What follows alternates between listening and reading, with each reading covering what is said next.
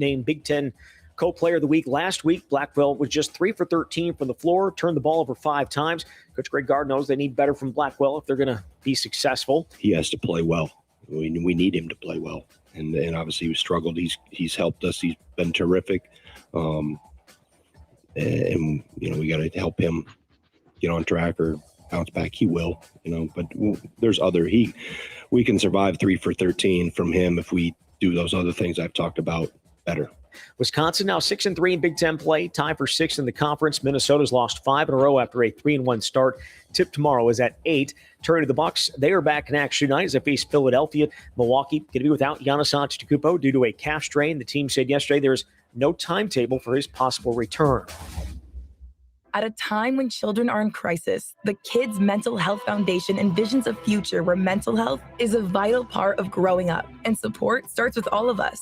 At home, at school, at practice, everywhere kids are. The Kids Mental Health Foundation is the leading organization promoting mental health for children in the U.S. and has free tools and information developed by experts. Having those resources is the same as the CPR class to me. We're trying to save a life here. Check out kidsmentalhealthfoundation.org to get started.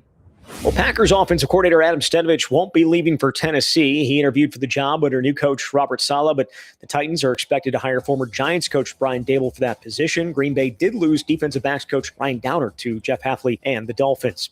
With this Wisconsin Sports Zone Network update, I'm Zach Heil. Reasons to like it. Head coach, I like the experience that he has there. He's proven that he can generate a top 5 defense in the NFL. There's a ton of respect around the league and league circles, and the experience is there. They had to find somebody with experience to come in and hopefully lead this team right away. Reasons I don't like it. Again, some of that communication and awkwardness. Felt like 2022 might have been a little bit fake. Tough to say, but it might have been.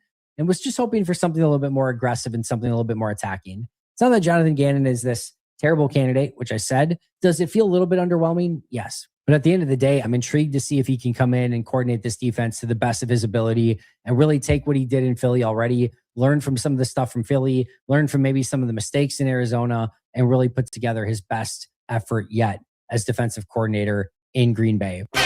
As DC, he had success. Now it's Cardinals. Was he a part of it is the question, or is he just eager to get back into the headset to start dialing it up and not having to worry about all the other stuff that comes alongside being a head coach? This is where Wisconsin gathers to talk sports. Packers, Brewers, Badgers, Bucks. The Wisco Sports Show is on the air. Now, here's your host, Grant Bills. This is a little bit more Jonathan Gannon sound. I cut a lot of it for yesterday's show and didn't play it all. So that's the Andy Herman perspective. I think I gave you Bukowski last night. It's the biggest story of the week, I think. Packers hiring Jonathan Gannon to be their defensive coordinator. A lot of reaction to that in last night's show, so you can go find that. If you missed it yesterday, find it in the podcast or go back and watch the live stream, whatever. And we'll continue to talk about it tonight. I want to talk a little bit more about the Packers staff and some changes because I have some questions, some things I don't understand. We'll work through it as the Packers staff continues to twist and turn just a little bit. I also want to talk about some other NFL hiring situations, including Mike McCarthy, who is introduced in Pittsburgh today. Some great sound, very emotional. There's the Aaron Rodgers angle of it all that I find very interesting, so we'll get to that. And there's a couple of jobs that remain unopened. The Bills announced today they're going to hire Joe Brady. We also learned that Jim Leonard is a finalist for that defensive coordinator job. So that's maybe where Jim Leonard will be employed for the next year until Luke Fickell is fired, and then we can try to hire him back. I want it. I want to see how many times we can make Jim Leonard a part of a Wisconsin football team hiring cycle. All right, so we swung 2 swings and misses on the Packers. Can we go back with the Badgers now, years later? Can we make it 4 coaching searches in 5 years? So I want to talk a little bit about Buffalo, a little bit about Pittsburgh, and also a couple of the jobs that remain open. Cleveland and Arizona, especially Cleveland, I think is really limit testing the job appeal of an NFL head coaching job. Because for years, no matter how bad the team was or how bad the situation was for my entire life, and I think probably for the entire history of the NFL, even the worst organization and the worst job in the league, you'd say, yeah, but people would take it in a heartbeat if that was their only choice because it's an NFL job. There's only 32 of them. And I still think that idea persists, but I do think especially the Browns and maybe the Cardinals, some of these organizations are testing just how good of a job an NFL head coaching job is, because there are people with the Browns that's like, man, I know it's a head coaching job, but I don't know that I want it. So we'll talk about some of the hirings and firings and job situations around the NFL. But like I said, I want to start with the Packers staff. So we'll get to that in a minute. My name is Grant Bills. Twitter at Wisco Grant. The show live streams. Download our app, by the way. Our network has an outstanding app where all of our shows live stream. So whether it's Over the Line, Ebo in the morning, Bill Michaels 10 to 2, Thorson and Heilbrunn on Thursday nights, Monks in Sun Prairie, that live show. If your local affiliate doesn't carry that show, make sure to catch it on the app. The Camp, The Swing, right? Zach and Jesse with great Badgers coverage. By the way, Badgers schedule is coming out today. We will react to that on tonight's show as well. And I haven't seen, I know it's coming out. If it's not already out, we'll get to that later on in the show. But the Wisco Sports Zone app, the place to watch and listen to all of our shows, and YouTube, Facebook, Twitter as well. Very easy to consume and, of course, interact with. And I'll give you the phone number. We'll get to some calls in the second segment. I need to ask you a question. I need you folks to explain something to me. Am I supposed to be cheering for coaches to be hired off Matt LaFleur's staff? Or am I supposed to be hoping that that doesn't happen? Because I can't figure it out. I just read comments during Bill's show, and I'm looking at some tweets today, and I'm trying to gauge Packers fandom. I'm trying to read the room. Okay, take the temperature. And I'm seeing one of two things, and they're contradictory. I'm either seeing, hey, with all of these assistants that are leaving Matt LaFleur's staff, it's a pretty bad look for Matt LaFleur. Like rats jumping off the Titanic, trying to get away from that thing. Okay, maybe. So I see that. Or I see, why is no one hiring coaches off Matt LaFleur's staff? That speaks poorly of the staff that Matt LaFleur has put together. I'm trying to figure out, do we want people to be poached and hired off this staff or not? Because I'm just looking at reaction from Packers fans, and I can't figure it out. So far, we have a couple of coaches that have interviewed. There's another coach that's interviewing, and a couple of coaches that we've learned to have left. So we have learned that, is it Ryan Downard, who, and I read now at PackersNews.com, this is from Tom Silverstein and Dominique Yates, joined the Packers in 2018 as a QC guy, quality control for those who aren't up to date on their lingo. Assistant D-backs, safeties, worked under Mike Pettin, Joe Barry, and Hafley. Now he is going to be the secondary coach with Jeff Hafley down in Miami. He's going to call plays. So I learned reading that about, but Jeff Hafley's planning to call plays. Is it Sean Duggan? Sean Duggan, Ryan Downard, and Sean Duggan. Correct. Sean Duggan now was with Jeff Hafley at Boston College. Stands to reason that he's more of a Hafley guy than a LaFleur guy. Although I would imagine if he followed Hafley to Green Bay, it's not like he didn't like LaFleur or vice versa. There had to be some synergy there, but stands to reason that's a Jeff Hafley guy. And I believe he was, I'm looking at, I know I'm supposed to know all these. I can't. I'll give you the coordinators. I'll give you the pass run game coordinators. Linebackers coach Sean Duggan. So those people are departing the Packers staff, and they're going with Jeff Hafley to Miami. And I've noticed that it's just a matter of perspective with how people react to this and with how people view this. Some people look at this and say, Ryan Downard's apparently one of the more popular guys on that assistant coaching staff. A lot of Packers people who I read, and Packers people are going to overvalue Packers people, don't get me wrong. But Downard specifically, Ryan Downard seems to be thought of really highly among Packers people. One of the assistants that's thought of higher than maybe some of the others. So that's a loss for the Packers. But also that means that the staff had someone of quality and a coach that, you know, was worth poaching and worth taking along. So is that good or is that bad? I've seen less about, what is it, Ryan Duggan, Ryan Downard, Sean Duggan. I've seen less about Sean Duggan and Downard. I've seen less about him, the linebackers coach. And again, more of a Boston College guy who came along with Hafley anyways, but I haven't seen as much about that. Stenovich interviewed to be the offensive coordinator in Tennessee under Robert Saleh. And I know that would be a somewhat lateral move. We've talked about this a lot on Bill's show. This has come up where you're requesting to interview people or you know, an assistant coach is looking to move from one place to the other. Well, moving as an offensive coordinator in one spot to an offensive coordinator in a different spot can be an upward move, can be a promotion if you're calling plays. Adam Stenovich isn't calling plays in Green Bay. That's Matt LaFleur. So if he gets to go somewhere and be, you know, the top Apple play caller, the big banana play caller under Robert Saleh, that would be a promotion. He didn't get it. And it looks like who was the guy who was hired as the OC? It wasn't Brian Dable, or it might have been Dable, actually. I think it was Dable. So, I mean, a guy with head coaching experience and who's been an OC and a play caller at a high level. I'm 90% sure it's Dable. I'm getting my wires crossed a little bit. Just let me double check. So Stenavich was interviewed, loses the job out to Dable. I just wanted to confirm. That's good, right? That there's people interested in Adam Stenavich. A lot of people want Stenavich gone. I don't really know what to make of the fella. I thought the Packers offense was pretty good this year. I think they could always benefit. I think every franchise and every team could benefit from new ideas and a different perspective. I always want guys coming in. But I've heard and seen so many complaints about Adam Stenavich. Like, well, of all of the things that were an issue for the Packers this year, I don't know that the offense was at the top of the list. At least play calling, scheme, game planning. You could look at some games where they didn't execute in important moments, but if the play is called correctly and guys are open and it's not protected, or guys are protected and the ball comes out and a wide receiver drops it, or if it's protected and the guy's open and Jordan Love doesn't see him, like, how much can I put that on coaching other than it's the coach's job to get the players to execute? Okay, we've beaten around that bush 1,000 different times in the last 2 or 3 weeks. I don't understand the heat for Adam Stenavich. Maybe Luke Butkus. I was really disappointed with how that O-line played this year. But Luke Butkus isn't getting interviewed for offensive coordinator jobs. I guess the question would be, if Stenavich were to leave, who Matt LaFleur would put in that spot. Would he bring in someone from the outside? Hopefully not promote, Jason Vrabel. I know he's the passing game coordinator. Luke Butkus, who's the O-line coach. And I don't think Vrabel left, but let me make sure. And again, I'm trying to keep track of everybody. Yeah, he's the passing game coordinator in Green Bay. There was another coach now, Sean Mannion, the quarterback coach in Green Bay. And again, I'm whipping through all of these guys who have either left or rumored to have left. He interviewed for the Eagles offensive coordinator job.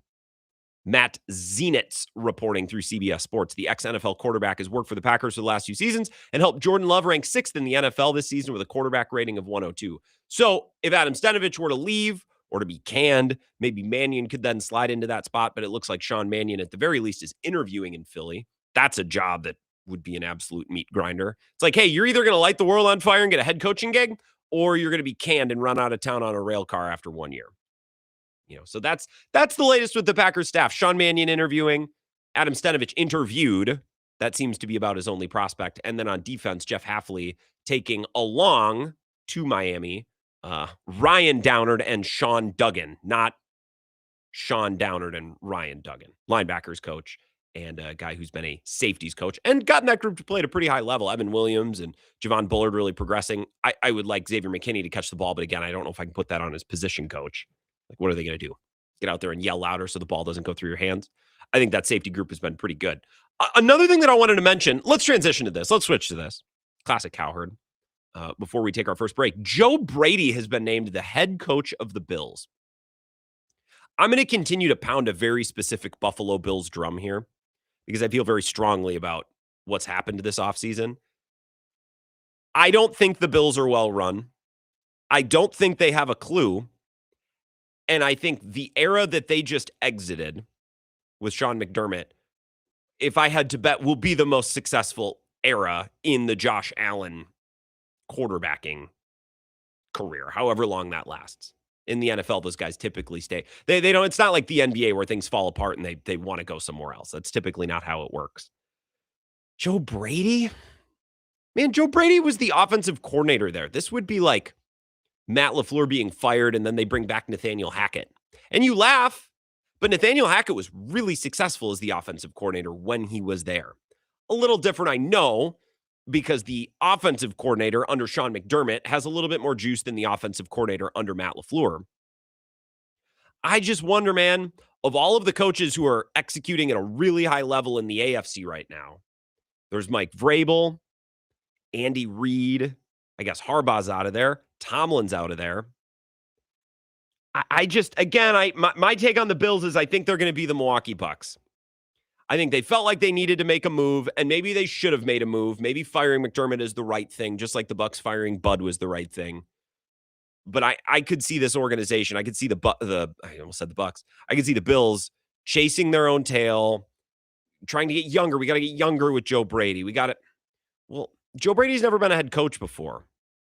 So sorry if I don't think he can step into the head coaching role and execute in big spots better than the guy who had coached in a bunch of big spots. I also don't think it was Sean McDermott's fault that the Bills lost this year.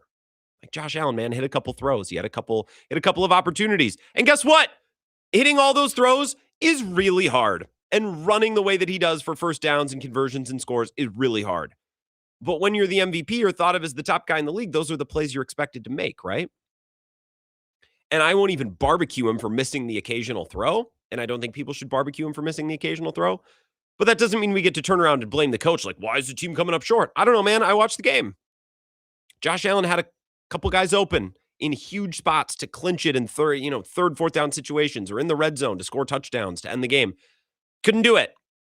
And I just think we're so quick to fire coaches. And if you're the Ravens or the Packers or the Seahawks or the Rams now or one of these franchises with a really strong ethos and a really strong decision maker at the top whose process and whose vision kind of trickles down through everybody and everything in the building, these very stable, heady organizations, again, Green Bay and Baltimore, probably the two that come to mind first. I think those organizations can get a new coach and mostly remain themselves. I think the Packers stay the Packers and the Ravens will stay the Ravens, I think, with Jesse Minter. I don't know that that's true of the Bills, especially after watching Terry Pagula in that press conference on Monday, Tuesday, whenever that was last week.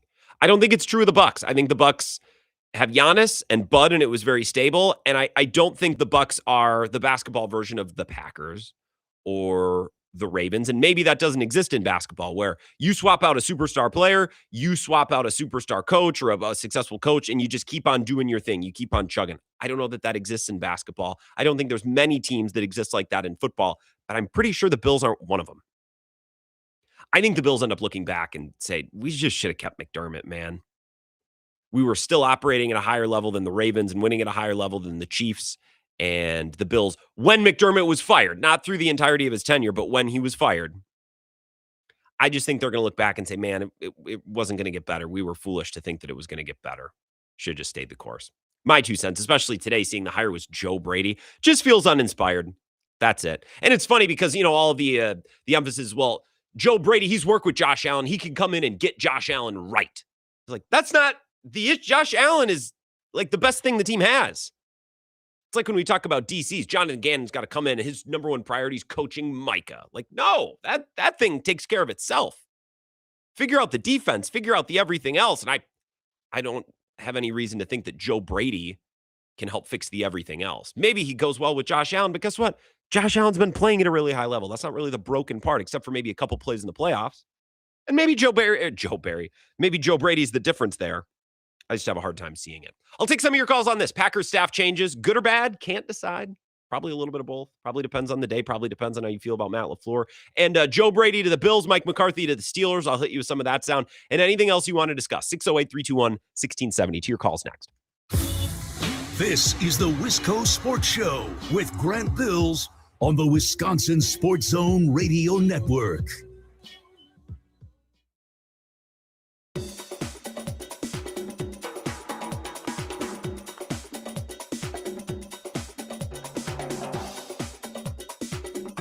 The Wisco Sports Show will resume in 3 minutes.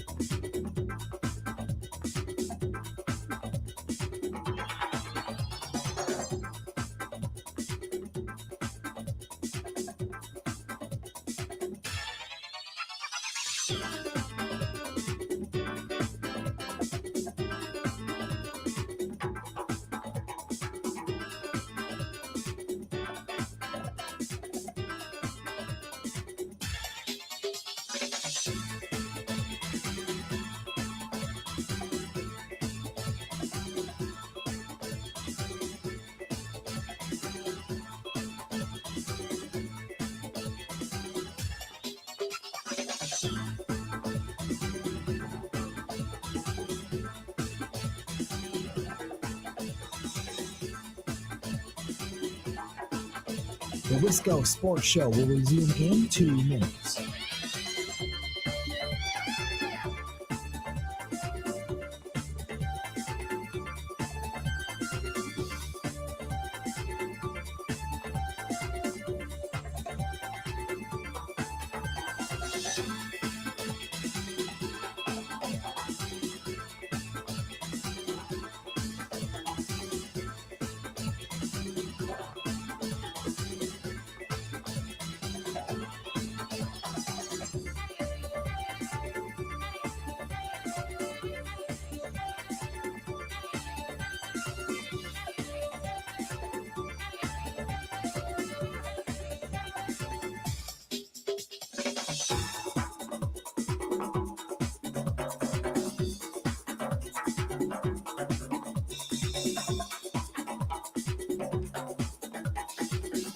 The Wisco Sports Show will resume in 1 minute.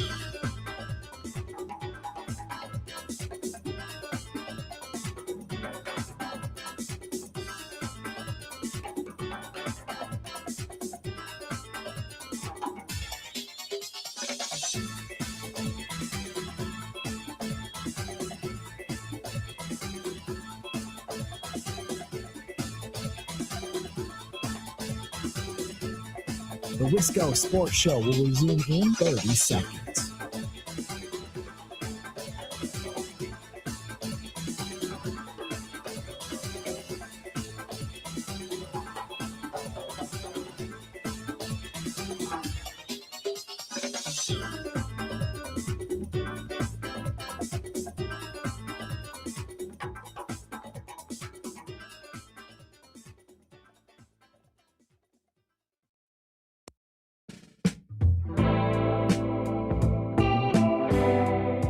Wisco Sports Show.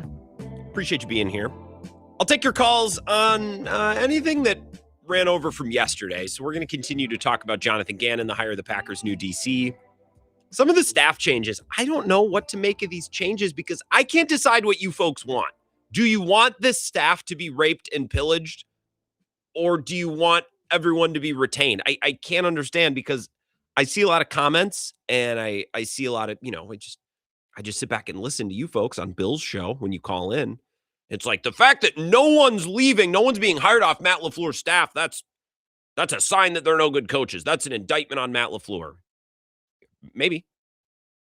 And then when people do start leaving, Duggan and Downard and Mannion got interviewed. He's looking at the OC job in Philly. Well, now it's like rats jumping off the ship because they can feel this thing going down. It's like, so I don't understand. Which one do we want? It seems like you would prefer a healthy mix of both. I also think these coaches are, at the end of the day, they're professionals. They're trying to advance their coaching career. So it's like, well, why would that coach go with Hafley to take a similar role in Miami instead of staying in? Does that mean that he doesn't think they can win in Green Bay? No, it means that he thinks his career will advance in Miami. He'll get a better job. He'll get a promotion. So we need to remember that angle. These are coaches. These are working people looking for a better job, for a bigger raise, for their next stepping stone. It's not always about, no, man, I think we can win here. I think we can finish the job here. It's like, well, you're a secondary coach. Like, in what world can you stand up and be like, no, I want to finish a job? Bro, nobody knows you're working on the job. You're a secondary coach. Until today when we catch wind and hear tell that someone's leaving, and then we got to react, and it's a big deal, clearly. 608-321-1670. A couple calls here. Wisco Sports Show. Who's this? Great. It's Corey. How you doing? I'm doing excellent, Corey. What's up? Not too much. Took second place in the walleye tournament this weekend. What lake? A little bit of I was up by Lake Arbutus, 23 and a quarter inch walleye. Oh, actually, beautiful lake. I've been there. I see the tourney's down on Kagansa this weekend. You going to hit it? Not this weekend. A little bit busy. You know how it is. But a couple weeks we'll be heading up for the business trip, ice fishing up in the UP. Where 2 days full on balls to the wall. Not a boy. Lots of drinking, but lots of fish caught. So not a boy. Back to sports, though, that everybody likes to hear about. I agree, Kyle, with your point, and I tend to look at Packers, and I've kind of probably come off a little cynical saying this, but a lot of our fan base, we kind of pat ourselves on the back about being intelligent. And I'm going to tell you, a lot more of them need a fainting coach, to be honest. They don't really take perturbations to the system very well, cheeseheads, as it were, and a lot of them are stuck in this high school mentality of like, you know, guys want to stay here for the love of the team. Mm-hmm. You just said it. These are professionals.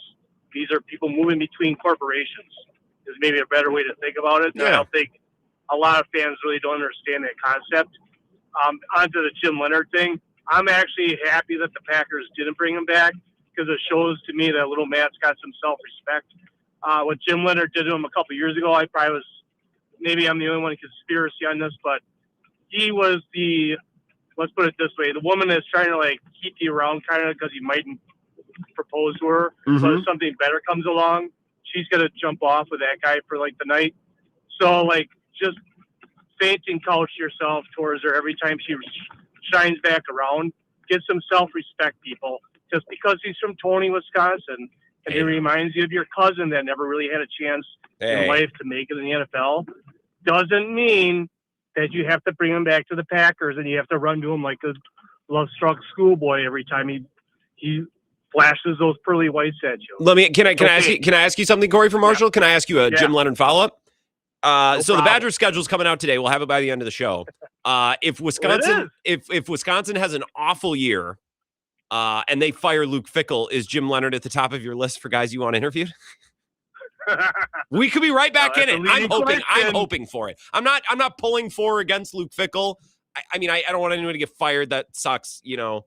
But for the talk show, it'd be hilarious. Yeah, he'd come back, do like 5 interviews with McIntosh, who he hates, just so he can make more money at the next NFL spot that he goes to. That would be. But I'm sure they'd try to bring him back in. If they fired McIntosh, it's a possibility. Talk. If they got rid of McIntosh, it's a serious possibility that yes. I don't think Corey. I'm going to run. I don't think that Fickell is fired and McIntosh is around to make the next hire. I just don't think that would be how it would work. It could be wrong. Just my gut reaction. And we talk with Zach and Jesse, and we have discussions about like last year, we weren't sure before we got the statement of confidence, and we were trying to wonder, like, is Fickell, like, is he going to make it? And we're talking about what that would mean.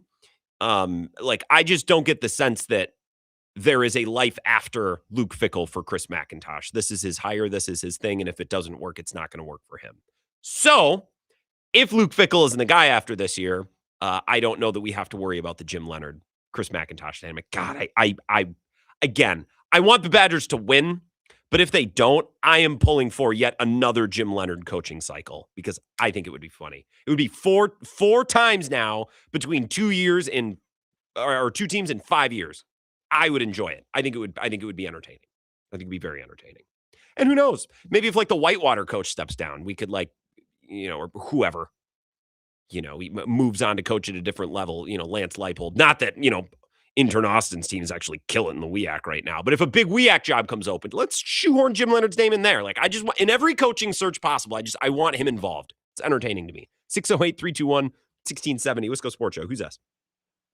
Hey, Grant, Cone Roller, fresh off the plane from San Antonio. Oh, now Charles Barkley says great things about San Antonio. Do you have a good time there? Work trip, I assume. Work trip, but I think I sat next to one of those women that Charles Barkley's always talking about on the flight back to Phoenix. Not a lot of arm room? No, none. Well, got me in the mood for hot dogs, though, so I don't know. I don't even know what that means. I'm not going to ask. What's up, Cone? What do you think? I think Corey was kind of being a little dismissive of Jim Leonard's NFL career. Like, I mean, he did play 10 years. He did. That's impressive as a walk-on from Wisconsin. I agree. A white guy in the secondary. Yep. I mean, that's nothing to look the other way on. That's impressive.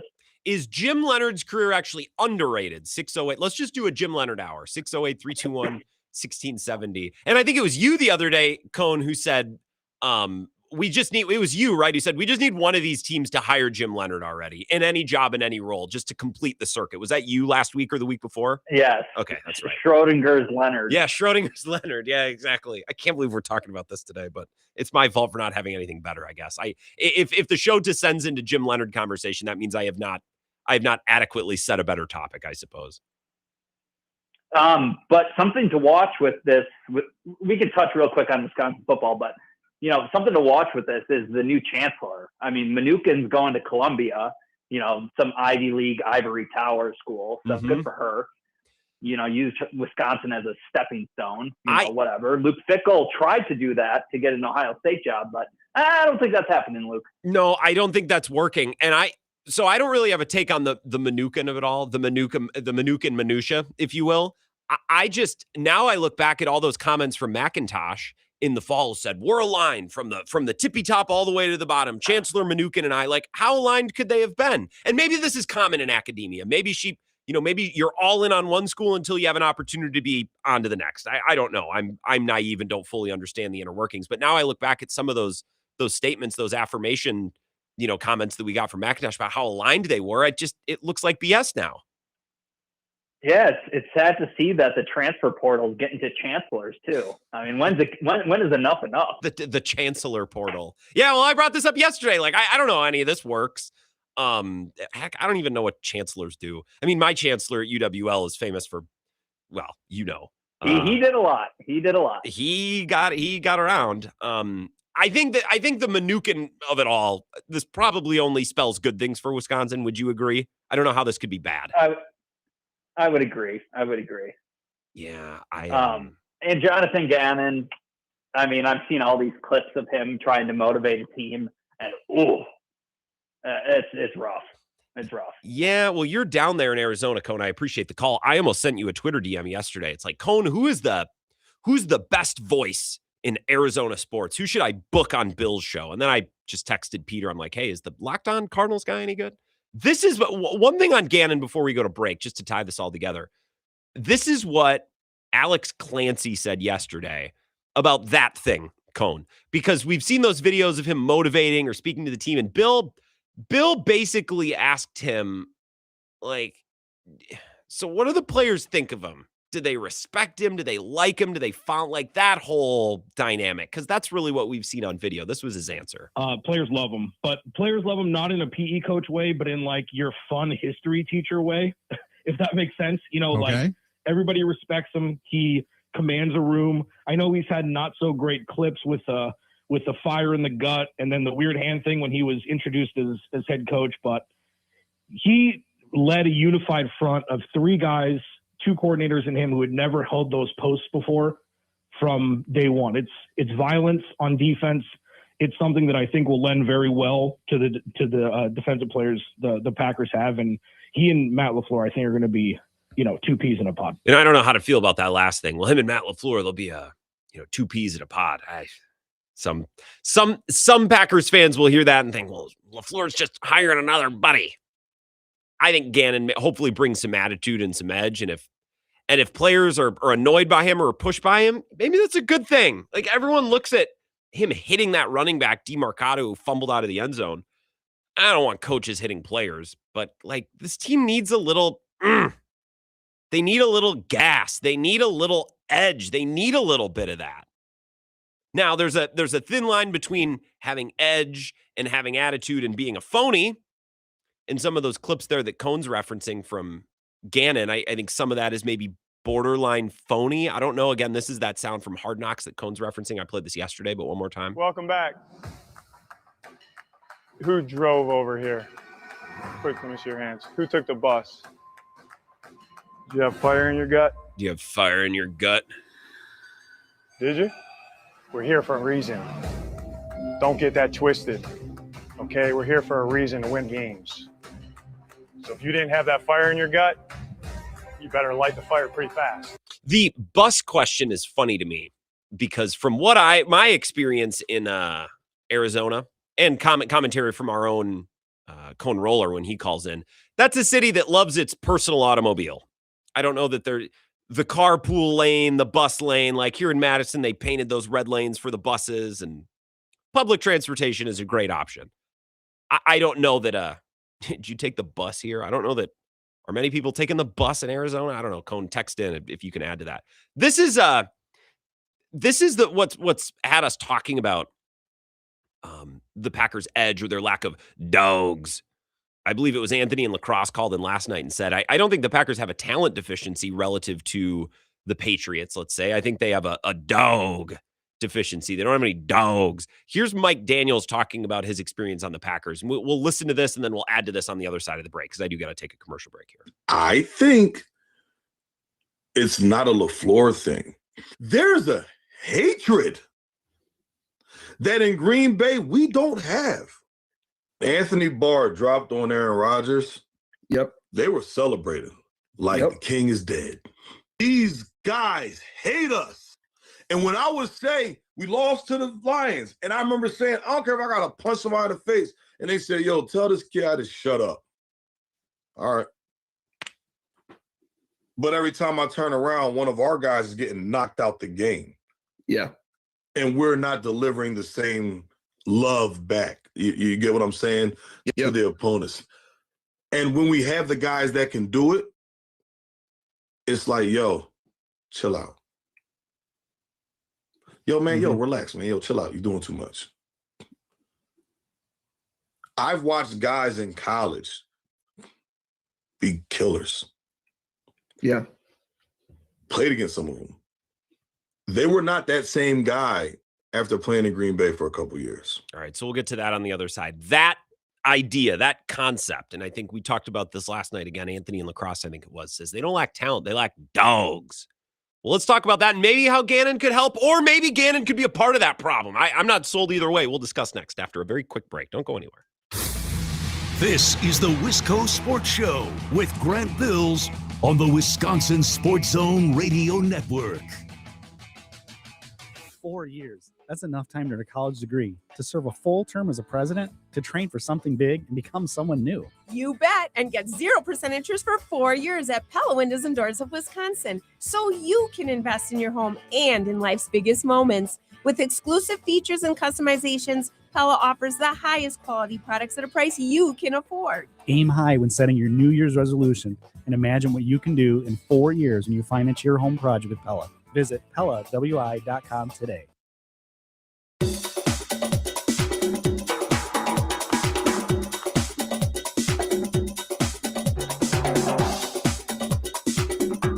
The Wisco Sports Show will resume in 5 minutes.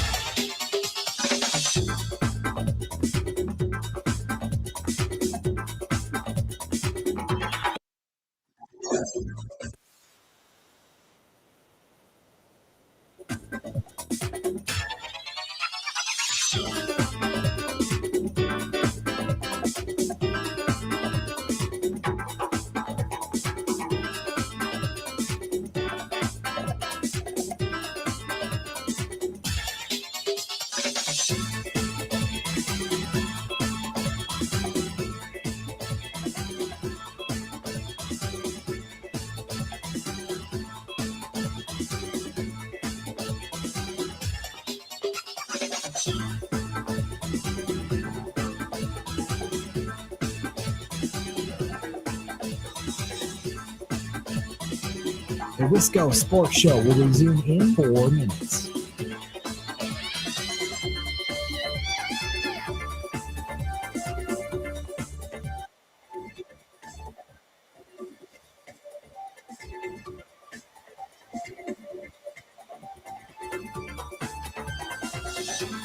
The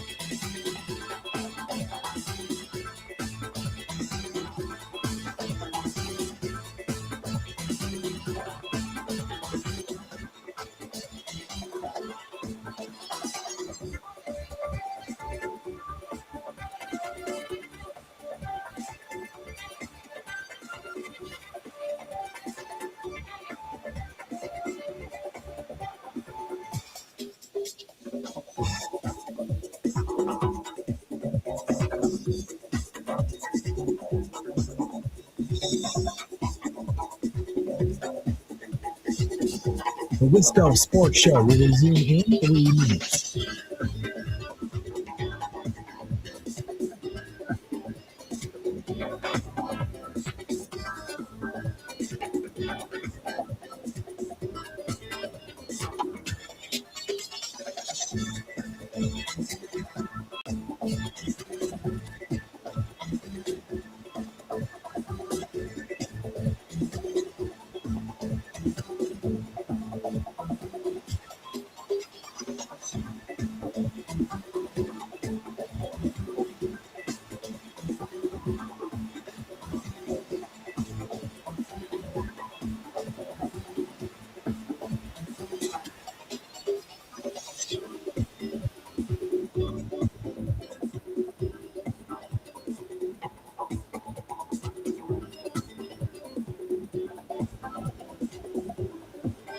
The Wisco Sports Show will resume in 2 minutes.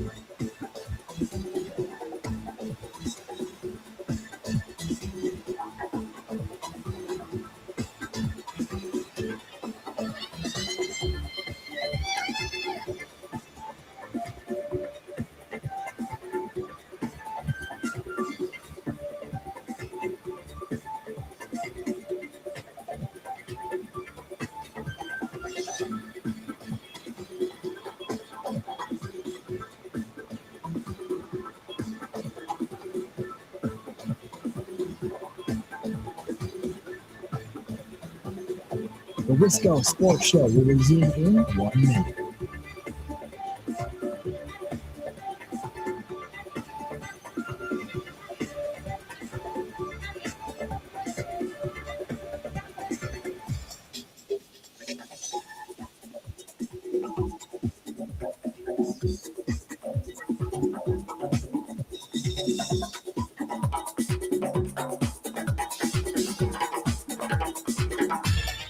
The Wisco Sports Show will resume in 30 seconds.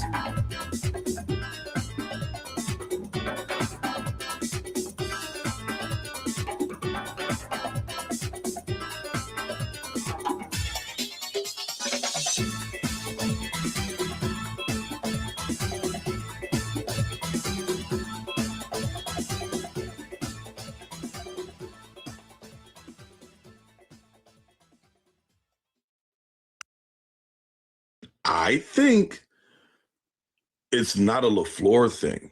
There's a hatred that in Green Bay we don't have. Anthony Barr dropped on Aaron Rodgers. Yep. They were celebrating like the king is dead. These guys hate us. And when I would say we lost to the Lions, and I remember saying, I don't care if I got to punch somebody in the face. And they said, yo, tell this kid to shut up. All right. But every time I turn around, one of our guys is getting knocked out the game. Yeah. And we're not delivering the same love back. You get what I'm saying? To the opponents.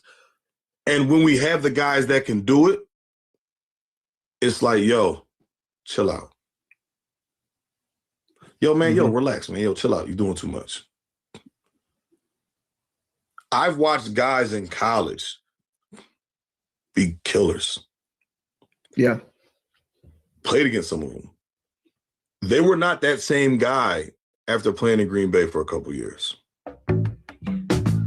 What's that sound from Mike Daniels one more time? And I know we reacted to that, 2 weeks ago or whatever when it came out. And I think that was an interview. Crap, I should credit it. I did at the time when we first listened. I think it was Hackney Packing. And I can't remember who it was with. I'll find it over the break. But again, I've played it a couple times the last few weeks. I play it again because I wonder, can Jonathan Gannon be a guy who helps address that? Or is he going to be a guy that, is more of the same or even worse, enables it? Like I asked Ben Kenny, who, knows Gannon up close and personal. He's an Eagles fan, so he watched him as a coordinator. He thinks he's a fake tough guy. This persona of being edgy. And remember that clip of him in the car before the Niners game, that NFC Championship game, and people were filming him. He rolled down the window. He said, "We're going to effing gut him." I think that maybe chesty behavior in Philly, it plays when it's working. In Green Bay, I guess it would play when it's working too. I don't know that, I don't know exactly how that would present differently in the two different markets. I just think this Packers defense lacks, and this Packers team, I should say the whole team, just lacks some serious punch and pop in big moments against good teams. I'm sick of being the team where it's like Jordan Love, they hit him in the head. Everyone knows that was a dirty hit. Well, guess what? It's like, by nature, it's a violent football game. So, okay, your quarterback got hit in the head. Your backup played pretty well. So go hit them back, you losers.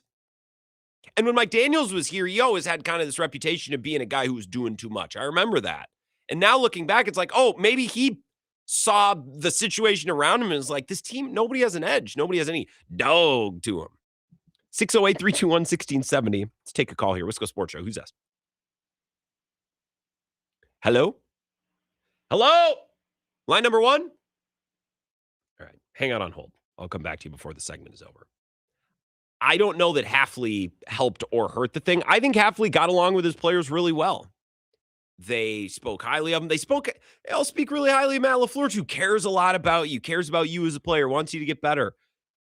Who on the staff is like cracking skulls? I don't need people fighting with players on the sideline, but who's Kevin Green? You got a call the other day on Bill's show. Said, remember in 2010 who was on that staff? It was Kevin Green. He was bringing a little bit of that noise and that edge. You need those guys. Is Stenavich doing that? No, I don't get that. Very plain, very soft-spoken. If LaFleur's bringing it, he's not bringing enough. I don't know that Hafley was bringing it. Can Gannon? I guess that's the most intriguing part of this hire to me. because I think the scheme and the points per game and all, like, I think it'll be pretty much the same as what it has been for the last 10 years or so. Wisco Sports Show. Who's this?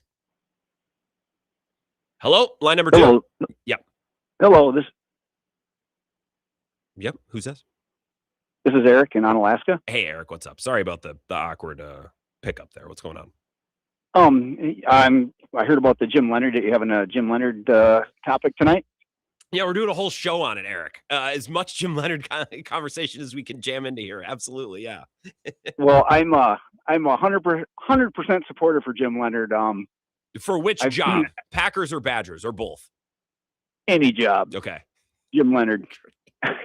The mayor of La Crosse, how about? Why doesn't he run for the mayor of La Crosse? That would be wonderful. That would be wonderful. No, but everything he's done in sports and coaching and the person that he is and the way his family is.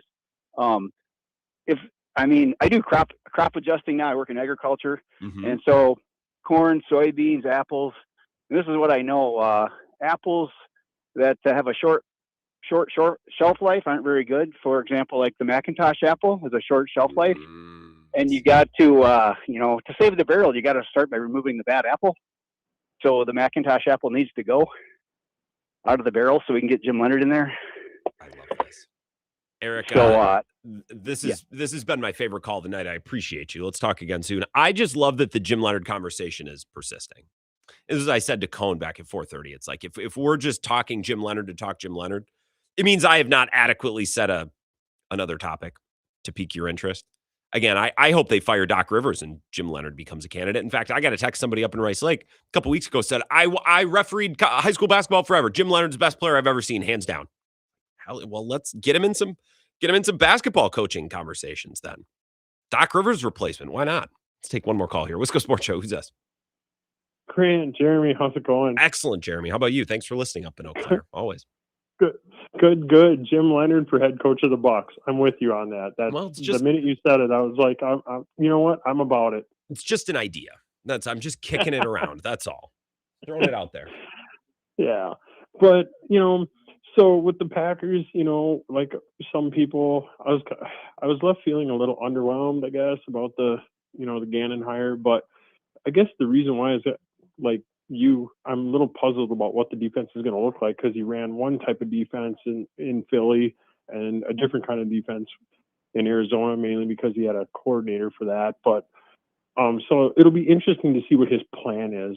I guess we'll have to wait and hear from him on what he's wanting to do. But I agree now I made the comment a while back. I know you remember that where I said the rest of it needs to get burned down as far as outside of coordinators. I'll stand by it, I guess, because it's looking like that's what's kind of happening here. But the reason why is I think it puts the onus on LaFleur to show that he is the head coach of this team and that what the team looks like is based on not just the decisions he makes, but the people he brings in. Okay. And I want to see what that looks like. If they're going to extend him, which they did, and he's going to be the head coach, I want to see what he wants to do with it. Are we just going to be the same? Yes. Whatever. But that's what I would expect. He got extended. So if you get an attaboy and a big contract extension, why would then he feel the need to, now I got to switch over on my staff and do things completely differently? Right, but he's not really given the choice now because a lot of his staff is getting hired away. Well, a couple guys. I don't know that the turnover they're having on their staff right now is anything that out of the ordinary. I think every staff, of a winning team. I'm not saying Browns and Jets, but if you're a playoff team, you're going to lose. You're going to lose 2 or 3 guys. Guys are going to interview. Maybe they get it. Maybe they don't. I don't think this is that out of the ordinary. Sure. And I mean, I guess Stanovich kind of surprised me a little bit, but I'm like, well, okay, no, that's fair too. So it's going to be interesting to see how that goes. But yeah, so long term, I just want to see what the Packers are going to do going forward with the decisions he makes, with the people he brings in, and see what it looks like, and then that'll give us an indictment or an endorsement for Matt LaFleur as head coach. Sidebar, quick, I agree with you 100% on the Bills deal. I don't know what they were thinking. I really don't.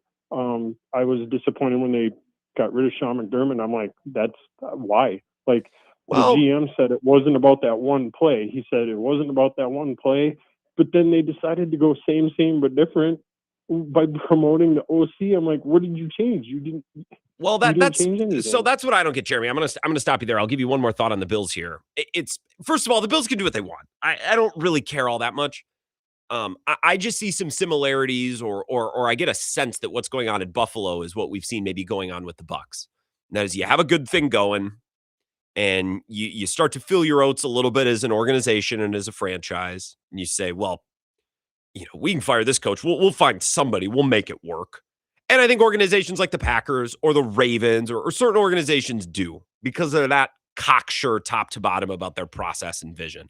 I don't think that about the Bills.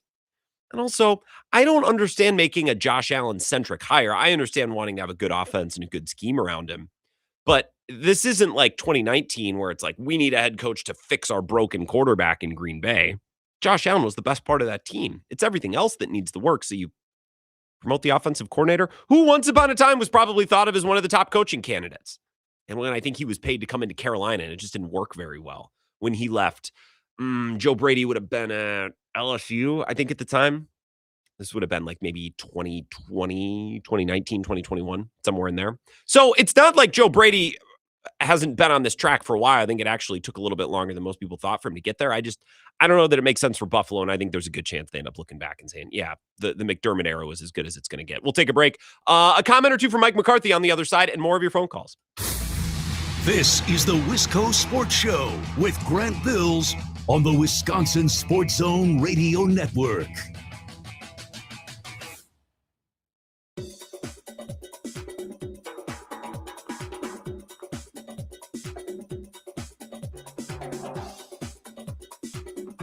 The Wisco Sports Show will resume in 3 minutes.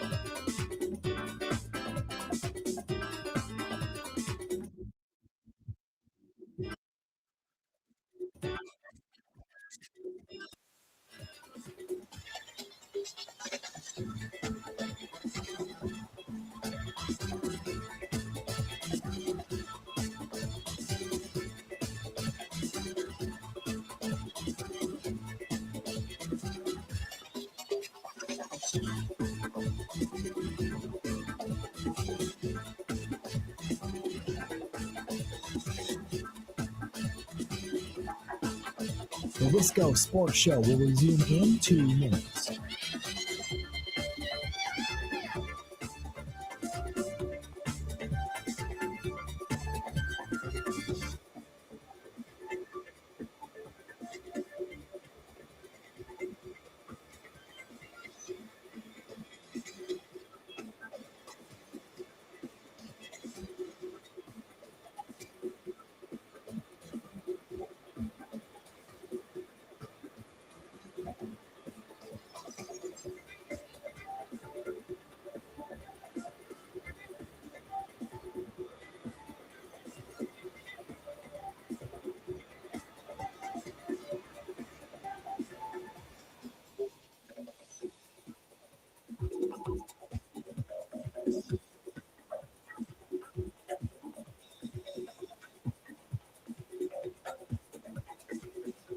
The Wisco Sports Show will resume in 1 minute.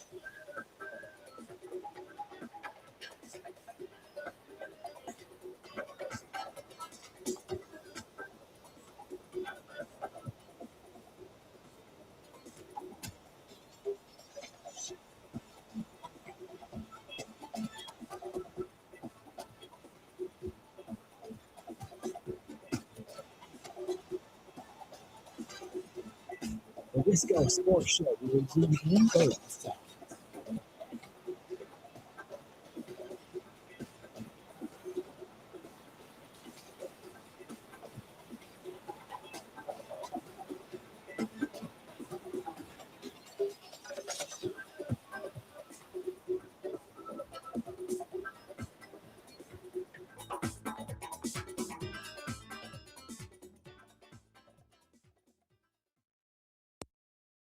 I understand and embrace the responsibility, the privilege, and the weight that comes with this stewardship.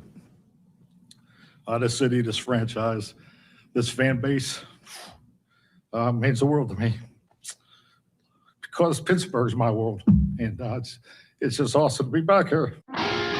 Very happy for Mike McCarthy. Very happy he's got another coaching job. It's great for content. I look forward to following it. We can talk about the Aaron Rodgers of it all, what exactly Pittsburgh is aiming to do with this hire. We're going to start hour number 2 with that. I want to get a phone call in here before we take a break. 608-321-1670. Thank you for sitting through that break. Who's this? You're welcome, Grant. Hey, Tony. You know, Mike McCarthy there, he coached my buddy Jermichael Finley, and Jermichael, he speaks the world of Mike McCarthy. He loves him, says he's really smart, gets a bad rap, and he's a player's coach, but he's actually pretty demanding on his players. So I think McCarthy gets a bad rap, man. And actually, I think it's a little bit of fat shaming, honestly.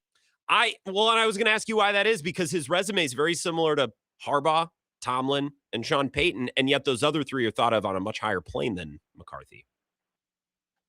Did you mention Sean Payton? Yes. Well, and all of them had Hall of Fame quarterbacks. It's not like, well, McCarthy had the best quarterback. Well, Harbaugh's had Lamar, Payton had Breeze, and the other one had another one. The other name is slipping my mind. He had 2. Yeah. McCarthy had 2. Yep. Don't forget about Brett. And Tomlin had Roethlisberger. Yeah. So Grant, I'm listening to you, and I kind of, what you say, I know you're a radio host, kind of a shock jock a little bit. You're coming up with this, like, you know, we got to get these guys that are killers. You know, you want Johnny Jolly on the purple drink, getting crazy out there. You know, I just don't think that's the world works. Maybe like the old school fans remember Charles Martin body slamming Jim McMahon. I don't even know if you know that, Grant. Do you remember that play? I do. I don't need Johnny Jolly. Can you give me Nick Barnett, like a dude who just plays with a little edge? Nick Barnett. Okay. That's a good, see, I think that's a perfect middle ground. I'll take a Nick Collins. How about that? You know, guys that can hit and run. And Xavier McKinney, you know, these guys, they're more finesse players, good players. Evan Williams, good players. I will say Mike Daniels, I mean, he was a moron too. Good guy probably in real life, but he did some stupid things. Don't forget 2014 had a dumb penalty that wasn't needed because of his quote-unquote tough guy status, trying to stand up for his teammates. So, now let's not get this twisted. Mike Daniels had some dumb moments too. So, you know, the Packers, again, Grant, it's going to come back to the players giving a damn and performing in the clutch. How much do we have to talk about this? Sure. It's what it is. No, I agree. They have to get guys that perform in the clutch. They have when to it matters. They have to find guys who do that, which I don't know that they've been the best at, and they need to coach them up to do that. Yes, the player needs to be willing, but I think the coach hold on, Grant. Okay, Grant, go ahead. Got about 30 One seconds. last question, Grant. Yeah, go ahead. One last question for you. Ponder this and just give me a ballpark figure. In your lifetime, let's give it about last 20 years, how many times have the Packers, should they have gone to the Super Bowl? And the players just absolutely blew it. I would say, okay, I'm going to let you go because we're up against it, Tony, but I would say off the dome, 2007/2008, 2014, 2020 against Tampa. Those were 3 NFC championship games. I can pretty confidently say there's other years that maybe they should have been there or had a good shot, but I can confidently say 3 times where players just didn't make the plays that are necessary. I hate it. Hour number 2 next. I want to talk about Tomlin. I feel stupid, but it's something that comes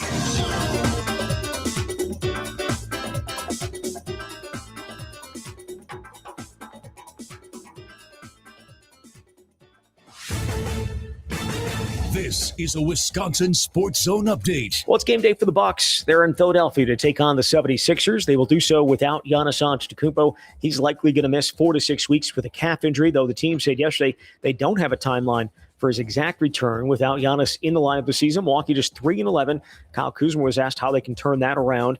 Yeah, well, I mean, we just got to switch it up. You know, that's just the number one thing, I think. Obviously, winning a lot of ball games comes from him being on the court and being healthy, but, you know, having him out for this stretch and the past stretches obviously, you know, dampen some things, but it's a long season and it's all about continuity. Again, it'll be Milwaukee and Philly tonight. Tip is slated for 7. Turning to Wisconsin, they're prepping for a visit from Minnesota tomorrow night. The two teams met earlier this month in Minneapolis, with Wisconsin coming out on top thanks to a buzzer-beating three-pointer from John Blackwell. The Gophers have lost 5 straight coming in, including a blowout to Nebraska over the weekend. Badgers enter having seen their 5-game winning streak snapped on Sunday by USC. It has them at 6-3 in Big Ten play. Tip tomorrow night, slated for 8 o'clock. At a time when children are in crisis, the Kids Mental Health Foundation envisions a future where mental health is a vital part of growing up, and support starts with all of us. At home, at school, at practice, everywhere kids are. The Kids Mental Health Foundation is the leading organization promoting mental health for children in the U.S. and has free tools and information developed by experts. Having those resources is the same as the CPR class to me. We're trying to save a life here. Check out kidsmentalhealthfoundation.org to get started. Well, Packers quarterback Keyshawn Nixon has been added to the Pro Bowl. He'll replace Seattle's Devon Witherspoon, who's going to be playing in the Super Bowl. Meanwhile, Jeff Hafley has taken at least one assistant with him to Miami. Defensive backs coach Ryan Downer will serve as the secondary coach for the Dolphins. With this Wisconsin Sports Zone Network update, I'm Zach Heil. Reasons to like it. Head coach, I like the experience that he has there. He's proven that he can generate a top 5 defense in the NFL. There's a ton of respect around the league and league circles, and the experience is there. They had to find somebody with experience to come in and hopefully lead this team right away. Reasons I don't like it. Again, some of that communication and awkwardness. Felt like 2022 might have been a little bit fake. Tough to say, but it might have been.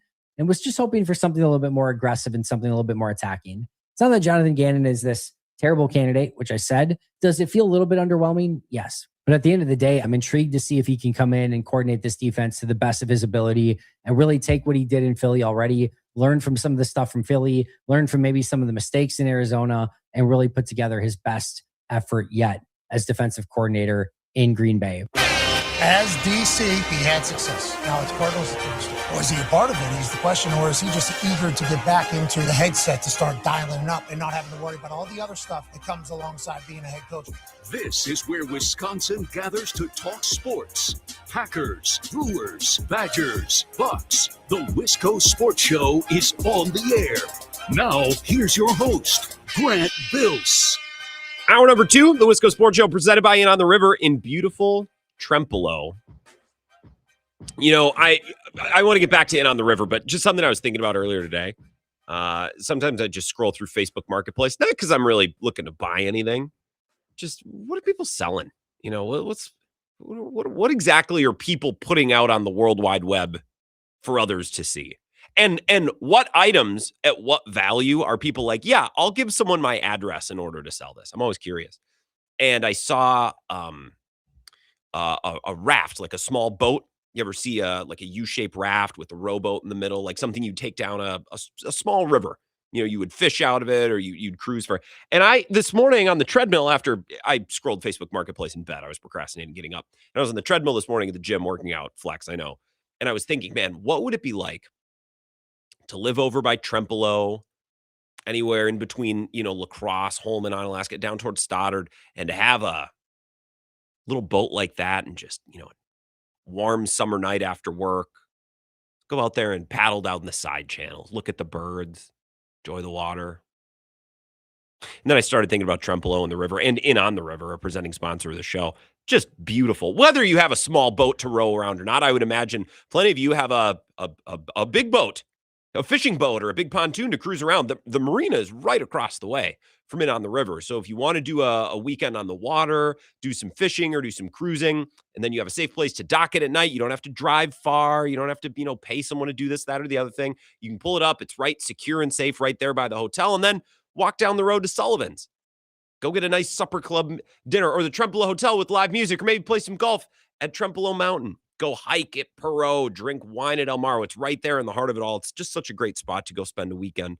So you can make your reservations inontheriverwi.com. And of course, this time of year, ice fishing, right? I don't mind being out in the cold all day, but at the end of the day, I need a nice warm place to come be my home base. In on the River can be that. So inontheriverwi.com, 608-534-7784, or In on the River Trempealeau Facebook. They're always posting updates. So here's what I want to do. I want to take one call here. And then I want to get into some Mike McCarthy sound. He was introduced as the next head coach of the Pittsburgh Steelers today. And the sound is just, I just love McCarthy. He's just such a likable figure. And there's 2 angles from which I want to approach our discussion. Whether or not Aaron Rodgers will come back, because I have some thoughts on that. And the other thing is what the Steelers are trying to do and what they're trying to accomplish in hiring Mike McCarthy, because I think a lot of people are missing the mark on that. But first, a couple of calls on some assorted things that were discussed and covered through the first hour. 608-321-1670. Wisco Sports Show. Who's this? Grant Bills, miss you, buddy. How you doing? Madden Cross Plains, I saw your face on my Twitter feed the other day for Wisconsin Eye, promoting the work that you guys do. And I said, that's Matt from Cross Plains. So I was hoping I'd hear from you, Sue. That made me laugh. Yeah, that good looking gentleman, Very. The camera adds 10 pounds, but what are you going to do? You looked good.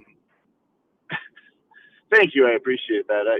Your PSA on Trumpeldor County, the Inn on the River, I'm looking to spend some time up there when it gets warmer out, obviously. Yeah, that is key. Yeah, it's Wisconsin. You got to just deal with what you got to deal with until the nice weather hits, Haven't gotten out to do much ice fishing this winter, so that's kind of a downer. But, I might go Thursday before work. I'm thinking about it because like Monona Bay or like some of these spots are iced over again, and I could go for 2 hours before work. I'm fixing to maybe we'll see. Yeah, and that's what most people, they know about you, but they don't know about you that you're a real outdoorsy man. I hear a lot of bad stuff sometimes about Grant can't handle this, Grant can't handle that, and like you hear a lot of that on the morning show. Yes. Yeah, you guys are giving Graham too hard of a time. You gotta understand what he really likes to do, which is fish, hunt, and talk Wisconsin sports. Those are the things that I like to do. I'm also good at providing the service of being the absolute cuck for the sake of content on the morning show, which I will do when the content is good, and it often is. So everyone can thank me. You know what? You don't need to thank me. That is a service that I will provide for this sports talk radio community. True. Well, I'm really dreaming about spring training, so, if we want to talk about that, are you going to hopefully get back out to spring training this March? I don't think I'm going to. I think Bill's going to go. Okay. If I go to anything other than the Super Bowl next week, I think it'll be the Combine in Indy. All right. It's a lot. If Austin wouldn't take so friggin' long to graduate and he wouldn't be back down in Whitewater and able to, help produce a little bit, then maybe I would. But no. Yeah, well, you got to do what you got to do, and like you're talking about Mike McCarthy back in Pittsburgh, so I'm interested to hear about your takes on that. I mean, I assume he's going to try to coax Aaron Rodgers to come play one more year. I'm not sure how that'll work for him, but I mean, you'd rather have that than Mason Rudolph, I guess, going into sort of your coaching career. So I think if I was Pittsburgh, I would want Rodgers back, and then ideally you draft a guy as well.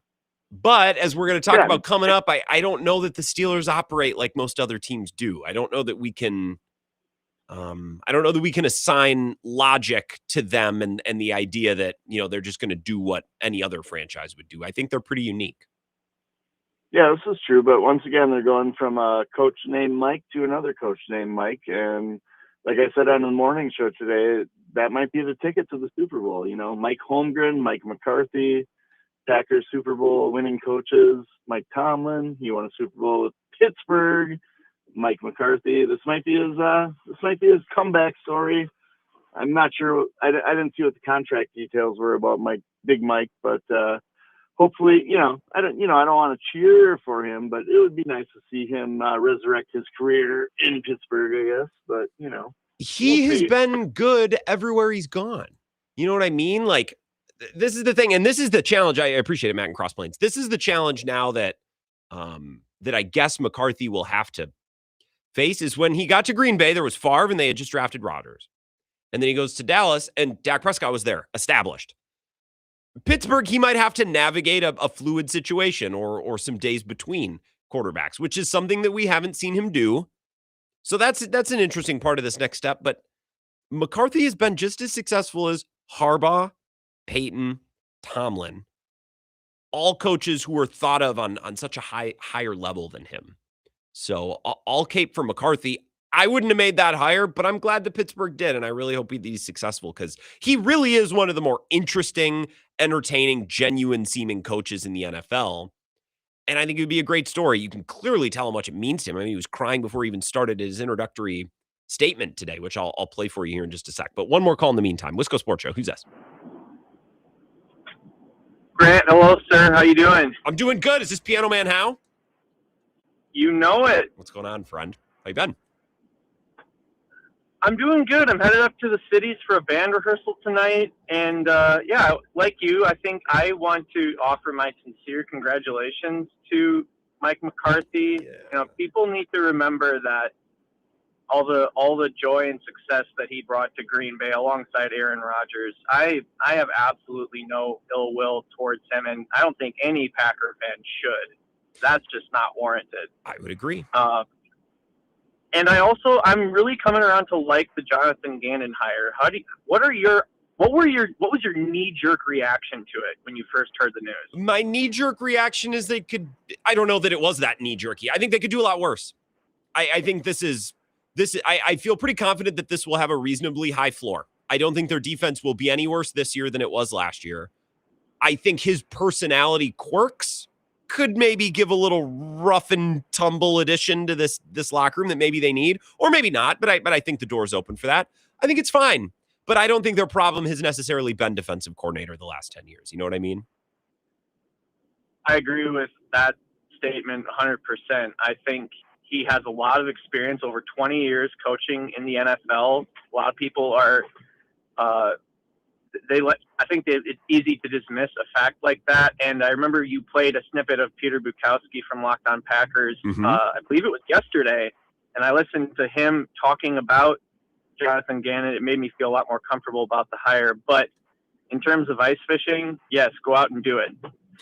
I think Thursday, I appreciate it, Ryan. Drive safe up to the cities. I think I'm going to go Thursday morning before work. If anyone wants to hit Monona Bay from like 6:30 to 8:45, it's going to be cold, but as long as it's not windy, that's fine. I can pop up my tent. But I'm thinking I'm going to get up an hour early and freeze my tail off for the prospect of catching a couple 6-inch bluegill. I think it's worth it. I'm going to go for it. Because it's going to be March pretty soon, and then I won't be able to ice fish anymore. That makes me sad. Okay, a couple of Mike McCarthy cuts that I want to play just because Packers fans, I do really like this guy. Here is his opening statement, and you can tell that he starts choking up before he even starts. This is about a minute. All right, here we go. Thank you, Art. I think I thought at least be able to get started. Oftentimes coaches and players, you put on new team colors, and it takes a minute to feel comfortable in those new colors. But to be blessed beyond any measure, one day to put on the colors you wore since you brought home. I apologize. Brett, I told you not to sit my family down here in front. This is so unfair. When you come home from Mercy Hospital, I do want to thank Art Rooney, Omar Khan, Dan Rooney, and the entire Steelers organization for the trust they placed in me to represent one of the most storied franchise in all of sports. I understand and embrace the responsibility, the privilege, and the weight that comes with this stewardship. This city, this franchise, this fan base means the world to me because Pittsburgh's my world, and it's just awesome to be back here. I do really like Mike McCarthy. I think Steelers fans don't necessarily dislike Mike McCarthy. They dislike what this hire signifies. So let's talk about that. Let's talk about what the Steelers are going for with this hire. I think when Tomlin stepped away, he was not fired, remember. Now, maybe you could make the case that the Steelers were going to fire him and they said, look, just step down and then we don't have to do it. I would be surprised if that's how it went. I think Tomlin decided I need a change. Something needs to change. I'll be the one to do it. I'll take control of my future. I'll go into TV, or if maybe there's a job that I love, I can do that. So I think that's what happened. The Steelers moved on from Tomlin, or Tomlin moved on from the Steelers. And the wording here is important. Tomlin moves on. And I think the vast majority of football fans and people in the football media looked at the situation and said, all right, this is where the Steelers will take a step back. They'll trade away some of their veterans. They'll get younger. They'll take a step back and win fewer games. They'll draft their quarterback of the future, and they'll reset. And they'll hire a younger coach who can start building this thing from the ground up in their image and their likeness. They can install their program the way they want to. They will start over from the ground up. And then they hired Mike McCarthy, and everyone's like, it's not really what's happening at all. And I think the misstep or the problem was, We looked at the Steelers and looked through a lens, the type of lens through which we look at all the other teams. You know what I mean? Like, if Jordan Love was 42 and the Packers didn't have another quarterback on the roster and their coach was moving on, I think we'd look at the team and say, okay, this year will be a little bit of a reset year. They'll take a step back. If you look at a team like, trying to think of a good example, really, honestly, any team that's not the Steelers are an outlier. If the quarterback's aging and there's no replacement on the roster and the coach is on the way out and the defense is really old and the team's really expensive, you would look at that team and say, all right, reset. If not just for a year.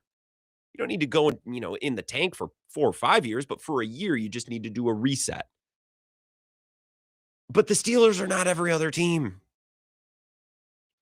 I think the Steelers are more focused on their floor than any other team in the NFL and less concerned with their ceiling than any other team in the NFL.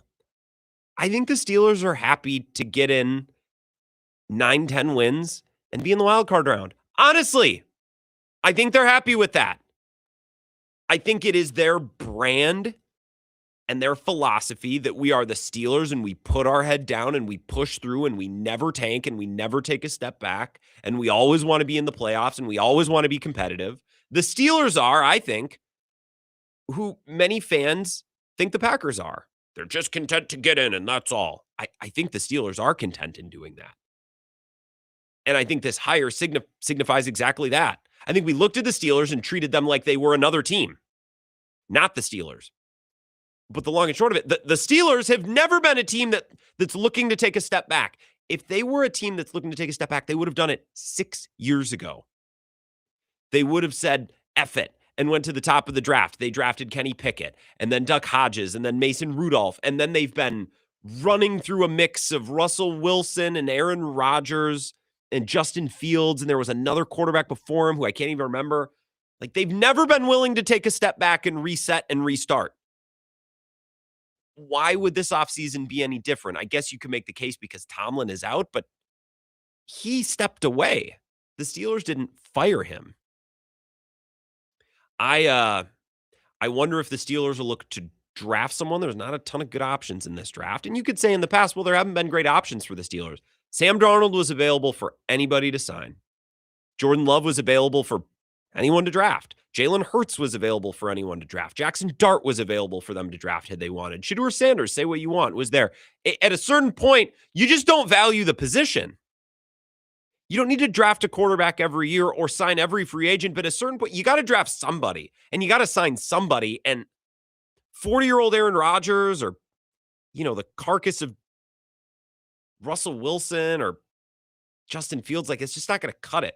So I hope they get somebody in the draft. I hope Rodgers comes back for a year, and I bet he will. I'll explain why. I'll give you McCarthy's thoughts, the sound from his presser about whether or not he wants Rodgers back, and I'll give you my spin. I think Rodgers will be back with the Steelers, and I'll explain why. I have a very specific reason. We'll address it next. This is the Wisco Sports Show with Grant Bills on the Wisconsin Sports Zone Radio Network. 4 years. That's enough time to earn a college degree, to serve a full term as a president, to train for something big and become someone new. You bet, and get 0% interest for 4 years at Pella Windows and Doors of Wisconsin, so you can invest in your home and in life's biggest moments. With exclusive features and customizations, Pella offers the highest quality products at a price you can afford. Aim high when setting your New Year's resolution and imagine what you can do in 4 years when you finance your home project with Pella. Visit PellaWI.com today.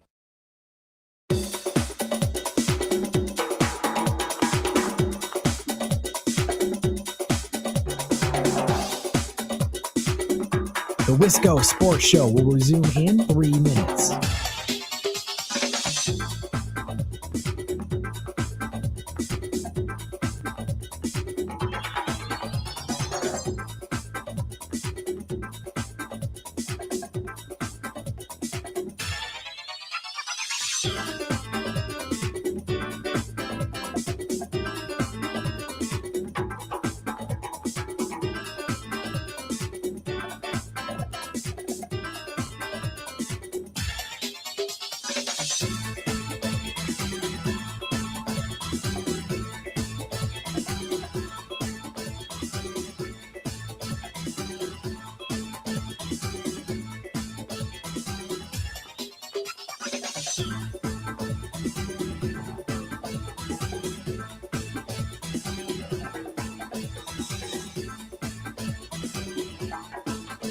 The Wisco Sports Show will resume in 2 minutes.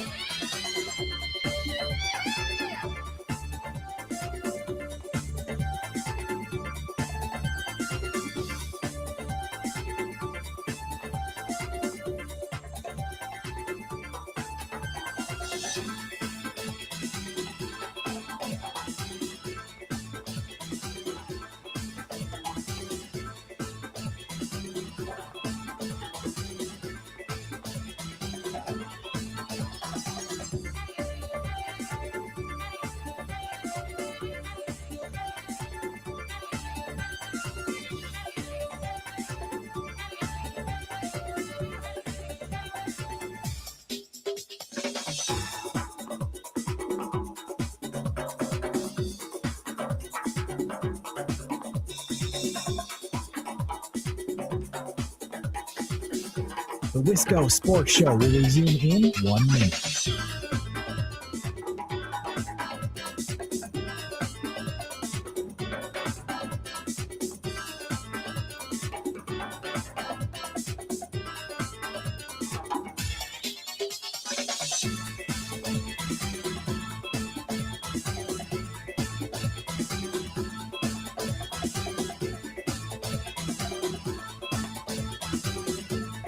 The Wisco Sports Show will resume in 30 seconds.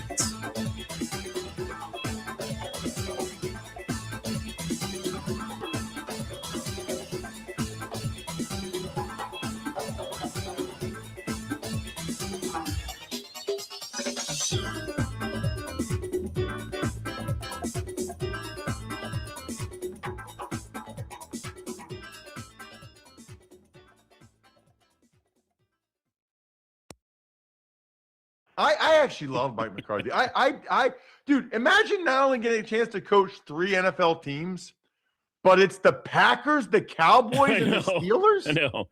I mean, that'll never happen again. That'll never be a thing. It's funny because I have a lot of friends that are Steelers fans. They are very upset. And I think the big thing is they kind of wanted a reset, Dan. But you never know what the owner's looking for. McCarthy must have sold them on, I can get Aaron to come back. We can do one more run at this thing with Cam Hayward and TJ Watt and this core group of guys. And if you've noticed, the Steelers, that's what they like. They like to be in the mix. They like to win 9 or 10 games and make the playoffs. And that must have been what they wanted to hear. But who knows? I mean, he can do it for 6 to 8 years and be competitive. I think Steelers fans were ready to go to a new era. And I don't want to say rebuild, but they were ready for a young coach and a new young quarterback. Ross Tucker on the Dan Patrick Show. And that last thing, the last remark he made, that's what I'm talking about. Fans were ready for a young coach and a young quarterback. And I'm telling you, folks, with any other team in the NFL, yeah, that would make sense. Defense is old and expensive. Aaron Rodgers is old and expensive, or, relatively. Coach is on the way out. We were unable to break through in the playoffs. It's time to strip this thing down and begin again. Yeah, most teams would view it that way. The Steelers are not most teams. They look at it differently. They look at it like Pittsburgh. So they hire Mike McCarthy, which I think is a fine hire. But are you going to give him a quarterback? And another thing, if you're going to pour all the money and resources into the defensive side of the ball, is the defense going to be good? You know what I mean? Because that's how the Steelers have operated. The Steelers have put no resources into quarterback. They really haven't drafted or built up the offense that well. They traded for DK Metcalf, but he's not really a reliable one. They have a nice running back, I guess, but when you can't block it up and the O-line isn't any good, what does it matter? They've put all of the money and all of the premium picks into the defense, and the defense stinks. So how is that? That formula is not going to work. So I'm really pulling for McCarthy. I think it's great that he's back in the NFL. It's especially great for us because we have that that history as Packers fans. I don't know that it's the most interesting story for everybody. It's very interesting for us and for this talk show. So for that, I'm happy. And I think Aaron Rodgers will be back. Here is the question and answer from McCarthy's press conference today about whether or not McCarthy wants Rodgers back. I think he will be back. And I will explain very specifically why. Here's the audio first from Mike McCarthy to set it up. I'm not asking this from any other perspective except your own personal preference. In your best case scenario, do you want Aaron Rodgers back as your quarterback next year? That's nice the way he asked that, right? That was slick. But I mean, definitely. I mean, I don't see why you wouldn't. But I think just like anything, knowing Aaron long enough, going through seasons, I think when players, to see Mel Blunt here, I mean, when guys are up at that stage of their career, they need to step away and decompress. I think that's very important. The game is so emotional, what these men commit to and what they put into it. I think that time away is important, and I have spoken to Aaron, and so that's really where we are there. But I was able to sit back and watch the games. I watched most of the Pittsburgh games on TV, and I thought he was a great asset for the team. So first and foremost, we have to recognize that, of course, he's going to say that. Even if they don't want Rodgers back, even if they sit down and decide they want to do something else, you want to keep all those options open. So you want to signal to Rodgers, we'd love to have you back. And if you change your mind or if Rodgers doesn't want to come back, well, that's fine. But you don't want to, kill that infant in the crib before you even know what you want to do with it. That's a bad analogy. You know what I mean? You don't just want to say no because maybe it makes sense. I also think that bringing back Aaron Rodgers for a year while you figure out the rest of the roster and figure out your next step at quarterback, I think there are worse plans. I've seen worse plans in Pittsburgh. I've seen when I say there are worse plans, yeah, and I would trust Pittsburgh to find a worse plan. I also think that Aaron Rodgers would totally come back and play football with Mike McCarthy. You know why? Aaron Rodgers, if you listen to press conferences with him or interviews, you know what Aaron Rodgers loves to do? He loves to reminisce about his early days in the league, about how the NFL used to be different. He loves to reminisce. He's a hopeless football romantic. And Aaron Rodgers coming back to the Steelers means he would get to be in meetings and he'd get to hang out with McCarthy for 6 months and just, hey, man, remember when Brady Papinga did that thing? Remember when Tim Mastay, we pranked him? Remember when we all piled into, Ryan Pickett's car and drove it to the Hudson Center? Like, I think Rodgers would be all over that. Loves to reminisce, football romantic. I think he would do it just for the memories. I seriously think he would do it just for the memories and just for the ability to reminisce and to hang around with Mike McCarthy and to talk about the way that the league used to be. Because I think Rodgers loves that. And that's why I think Rodgers would be great on TV. He would be great as a panelist on a football show or a podcast because he clearly loves talking about, how the game has changed, how quarterbacking used to be one way and now it's a different way. Like he gives a perspective and attacks it from angles that I don't hear a lot of other people, players or former players, talk about. And I think the appeal of coming back with Mike McCarthy, a guy he's got history with, it would almost be like going to work with a college buddy again. Like I think that would appeal to Rodgers. I do. Is that enough to get him back to come play a year when, maybe he wanted to be done? Maybe not.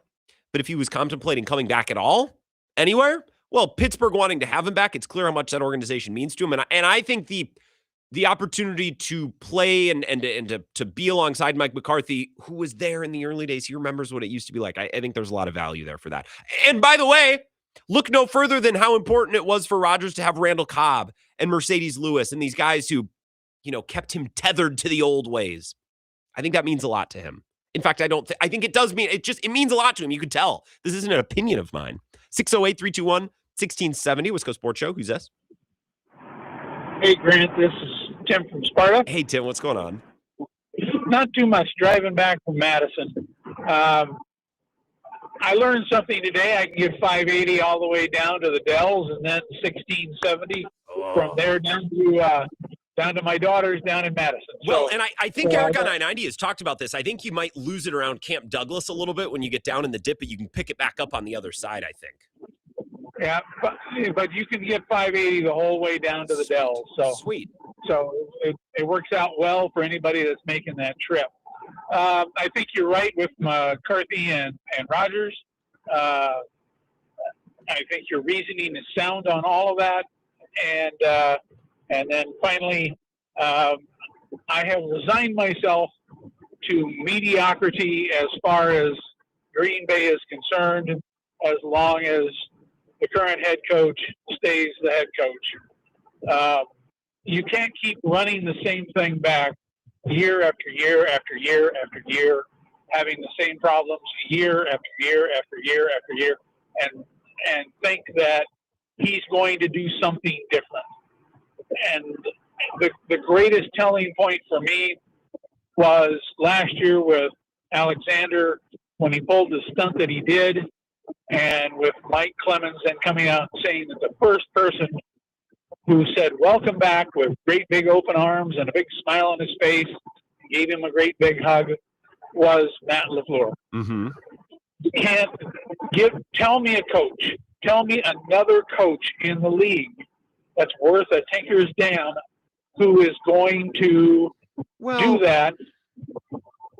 I think you either going to cut him or you're going to welcome him back like that, Tim. You know, you're not going to keep him in the doghouse all year. Is it a hang and a fence or no? And with the Packers and Jair, it wasn't. So he does his penance for a week and then you welcome him back. I'm not so hung up on that, but I agree with your. And Tim, actually, I'm going to cut you off there because we'll talk more.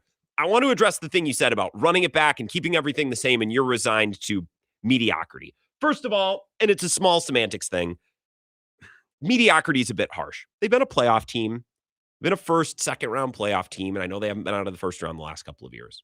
I think they're a little bit better than mediocre. Whether or not that semantics change, that linguistics issue matters to you, I guess that's secondary. It matters to me. When people say we're mediocre, well, I don't know. You're in the top half of the league. You're in the playoffs. You're competing against contenders and winning some of these games. But whatever, secondary. Now, Tim, I 70% agree with you that bringing back the same collection of coaches and the same leadership structure, I think they're asking for trouble. I think they're asking to be back in the 6th or the 7th seed next year on the road with a brutal round one opponent and looking back at the schedule saying you should have won a couple more games, getting in the playoffs, losing and saying you should have won that game. I think they are asking for it next year. The only reason I'm not 100% with you, 100% with you, Tim, is the fact that Tucker Kraft, Micah Parsons, Devontae Wyatt, and others are coming back. And I'm not excusing away their 9-win regular season on injuries, because in every game other than Baltimore, which is a game they basically just quit, and the Minnesota game doesn't matter. So we're talking about losses to Cleveland, a tie to Dallas, a loss to Philly, a loss to Carolina, a loss to, there's one that I'm forgetting, Denver. In all of those games other than Philly and Carolina, they had a double-digit lead in the second half. And if they win all, let's say they double-digit second half lead, you win all those games, they win 12 games, 12 or 13 games. And I think if you are talented enough to have a second half lead in the double digits and the injuries aren't stopping you from having a second half double-digit lead, then you're going to have to win those games. So, yes, I understand there's fundamental issues with this team executing in the biggest moments, totally. And I think they're asking for it, running it back with the same coach and the same. I agree, Tim. But there's part of me that has to be fair and say, well, getting Micah Parsons and Tucker Kraft and some of these guys back, assuming they come back and they're able to play, those are huge pieces. Talking about a guy who looked like one of the best Packers tight ends ever before he went down, and maybe the second best pass rusher in the world before he went down. These are not like, well, you were without Rashawn Gary, or, Christian Watson got hurt, and that would have been really, important too. These are massive stars. So I do need to cape for the Packers a little bit on that, but I agree that running it back there, and this was my response the day after we learned that Matt LaFleur would be back.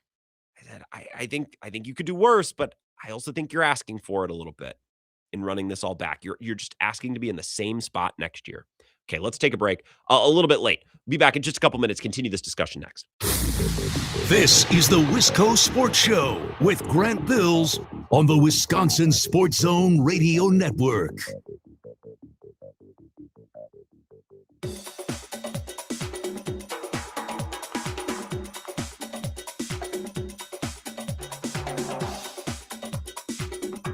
The Wisco Sports Show will resume in 5 minutes.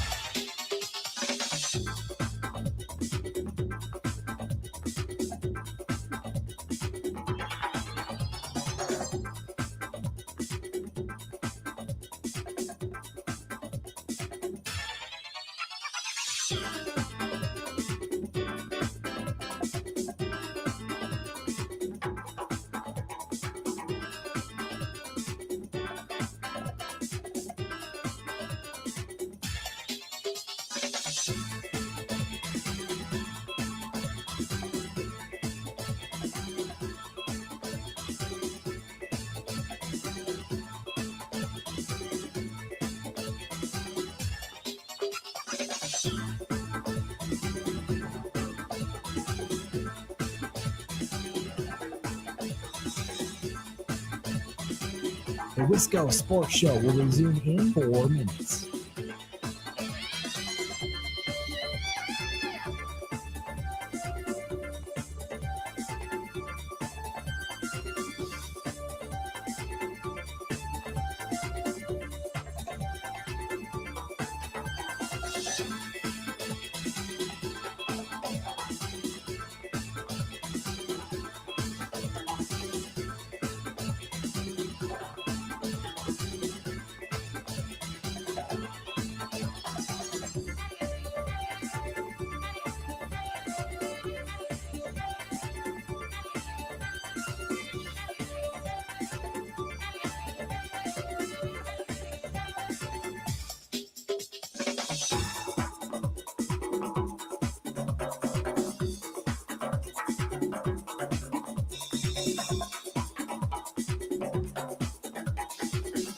The Wisco Sports Show will resume in 3 minutes.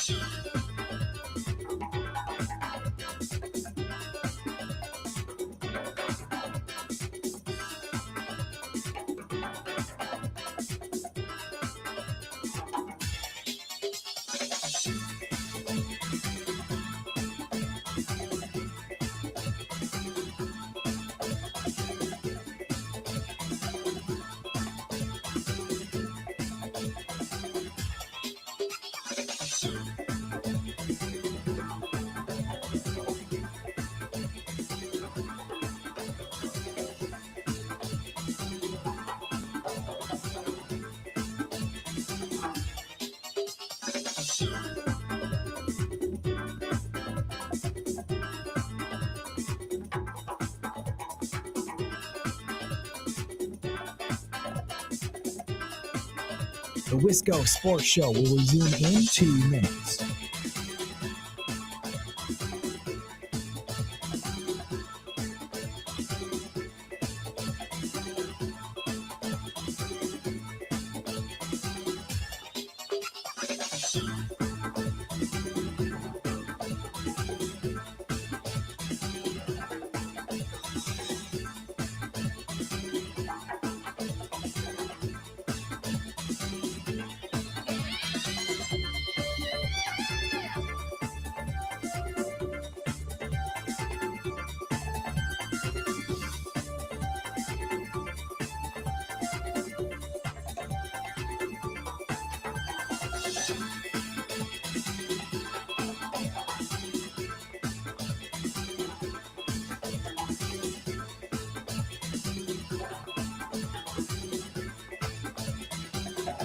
The Wisco Sports Show will resume in 1 minute.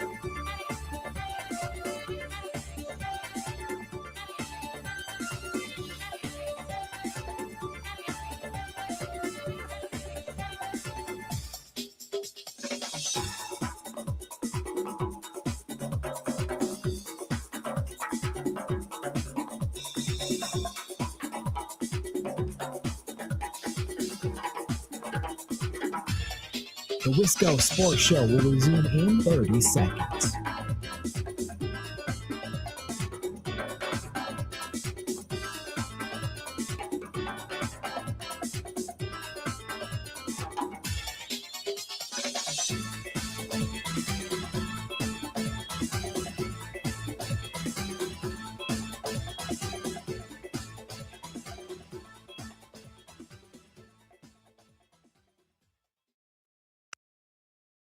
All right, here we go.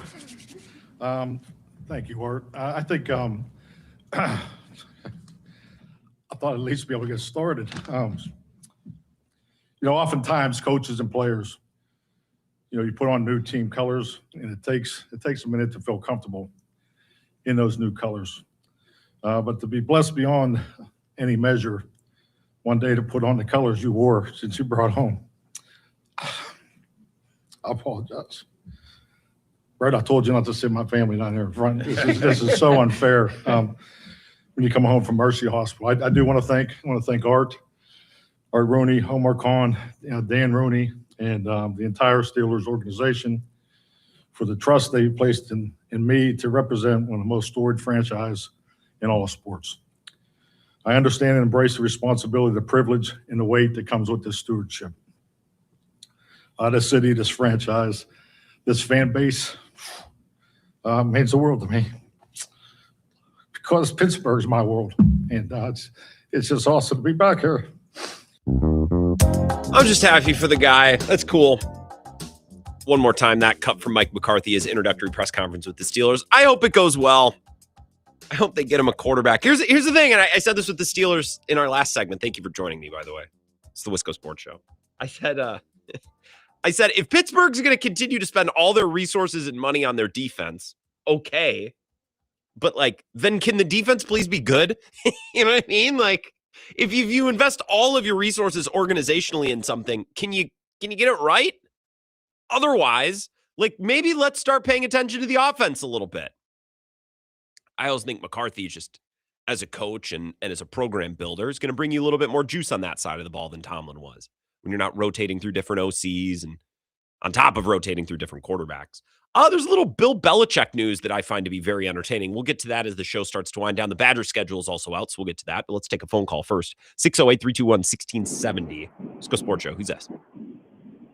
Danny Grant, Eric on 990. Good evening, Eric. Did you hear? Yeah. And you're spot on your analysis of 580 there. You can pick her up a long ways down there, depending on what kind of vehicle you're driving. Interesting. It's how much money they put into the radio, I think. And gotcha. I think AM radio is important. You're not going to get that with a Tesla now. You're not going to get AM radio. Don't get me started, Eric. Don't get me started. Don't get me started. That is a good story, about our friend Mike McCarthy. It is. Yeah. That's a great story. When he was younger, when he first got hired by the Packers, he kind of looked like a young Archie Bunker at that time. He did. He just reminded me of that. And you probably don't even know who Archie Bunker is. All in the Family? All in the Family. Young Archie Bunker is what he reminded me of. But it is a good story. But now Aaron Rodgers is plenty good quarterback. They just don't have the pieces around him.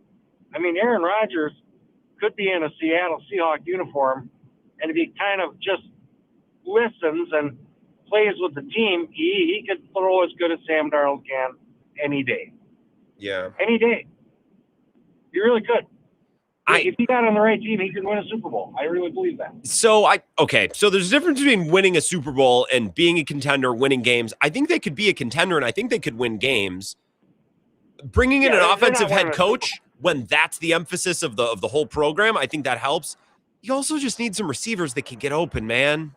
Like, with the Vikings, like when Jordan Addison or even Jaden Naylor, who I think is a nice player, or Justin Jefferson, say, hey, I'm going to hit my break here and I'm going to be open in less than 2.5 seconds and I'm going to be in the right spot and I'm going to be ready for the ball when it gets there. Like, that's such a thing for a quarterback when they don't have to run around and read when they can actually conduct an offense with pieces that work and get open. Yeah, and you're 100% right. They just don't have the structure around Aaron Rodgers to win that. Sam Darnold got into the best situation he could. And quite frankly, he should be calling me up and thanking me because I'm a Viking fan. He should be thanking the Vikings because he wouldn't be there if he didn't get that year with our head coach.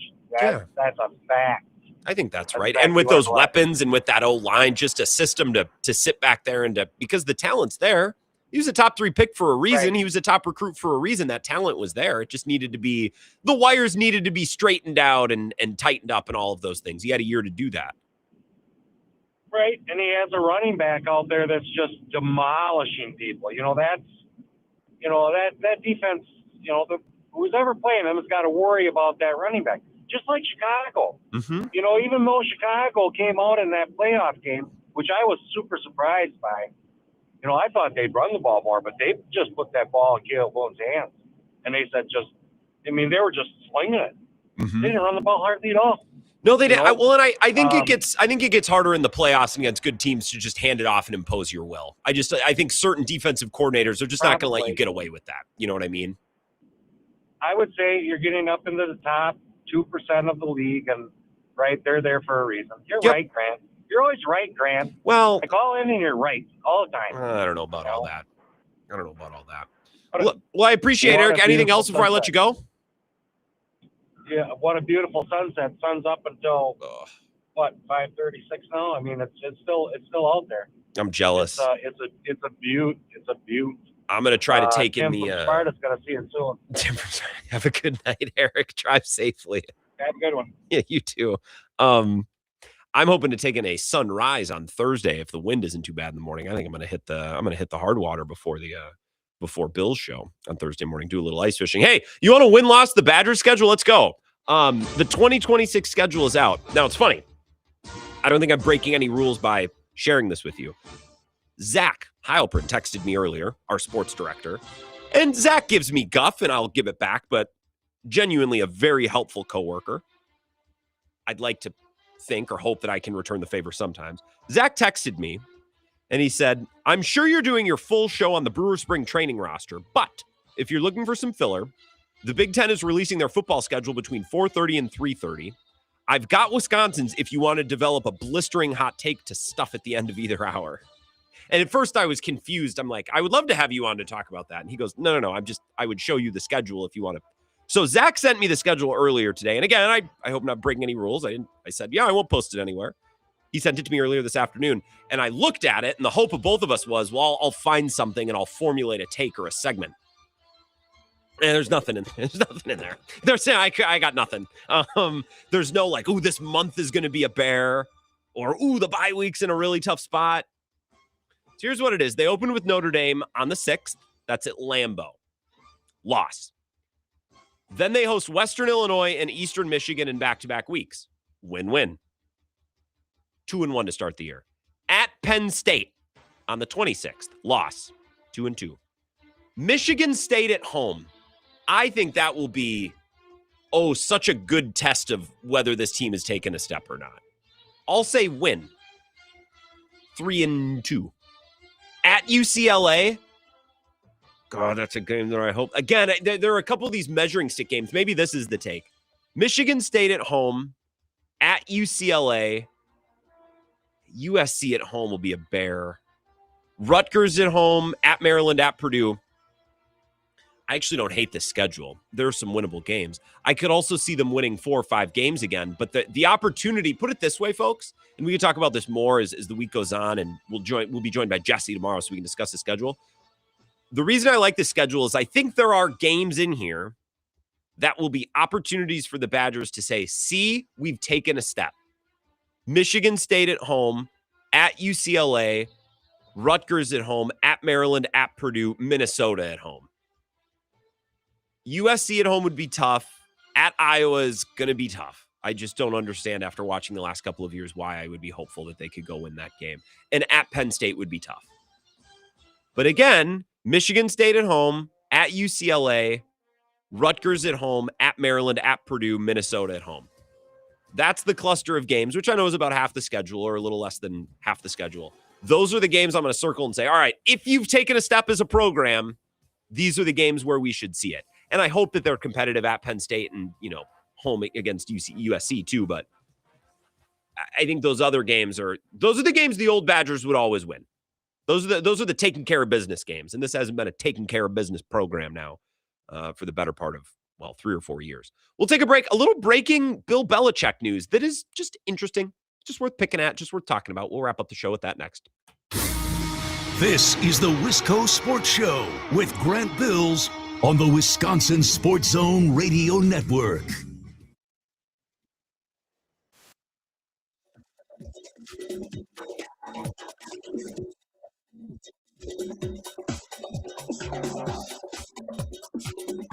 The Wisco Sports Show will resume in 3 minutes.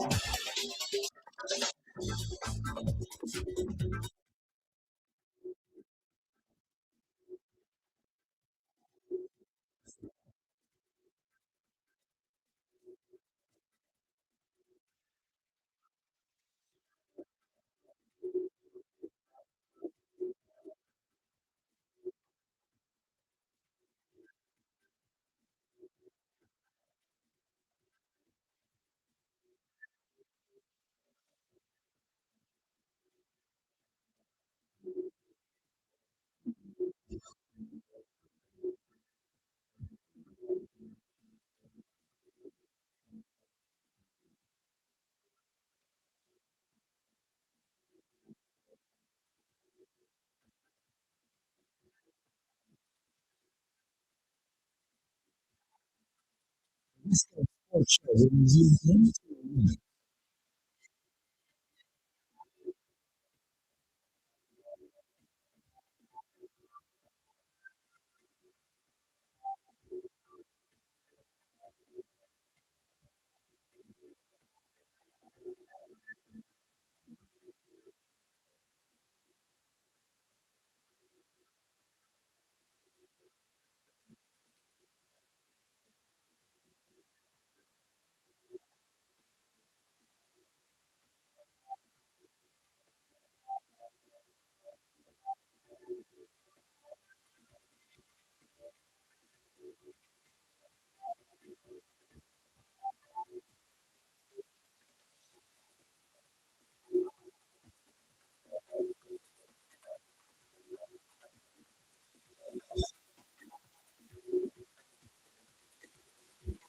Go Sports Show will resume in 1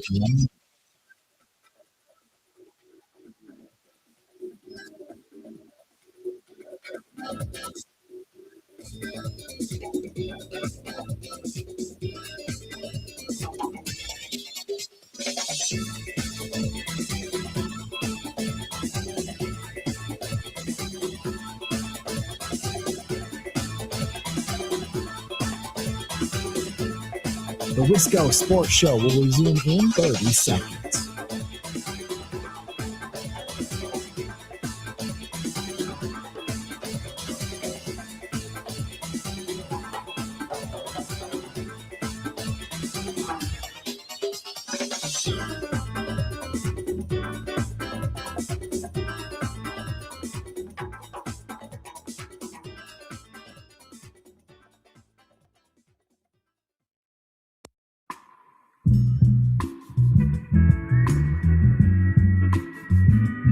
Wisco Sports Show, last couple minutes, kind of a fun variety tonight.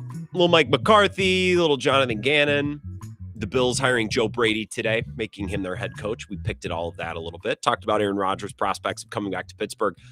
I think he will, and I think he's too much of a romantic and a reminiscer to miss out on the opportunity to work with McCarthy again and to talk about the way that things used to be.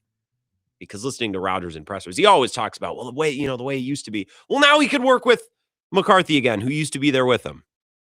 I think it would be fun. I'm very happy for McCarthy. I played you a little bit of that sound. Some breaking news that's significant. Adam Schefter tweeting, Bill Belichick, the 8-time Super Bowl winning head coach, is not a first ballot Hall of Famer, per Seth Wickersham and Don Van Natta Jr. Belichick fell short of the 40 out of 50 votes needed for induction into the Pro Football Hall of Fame in his first year of eligibility.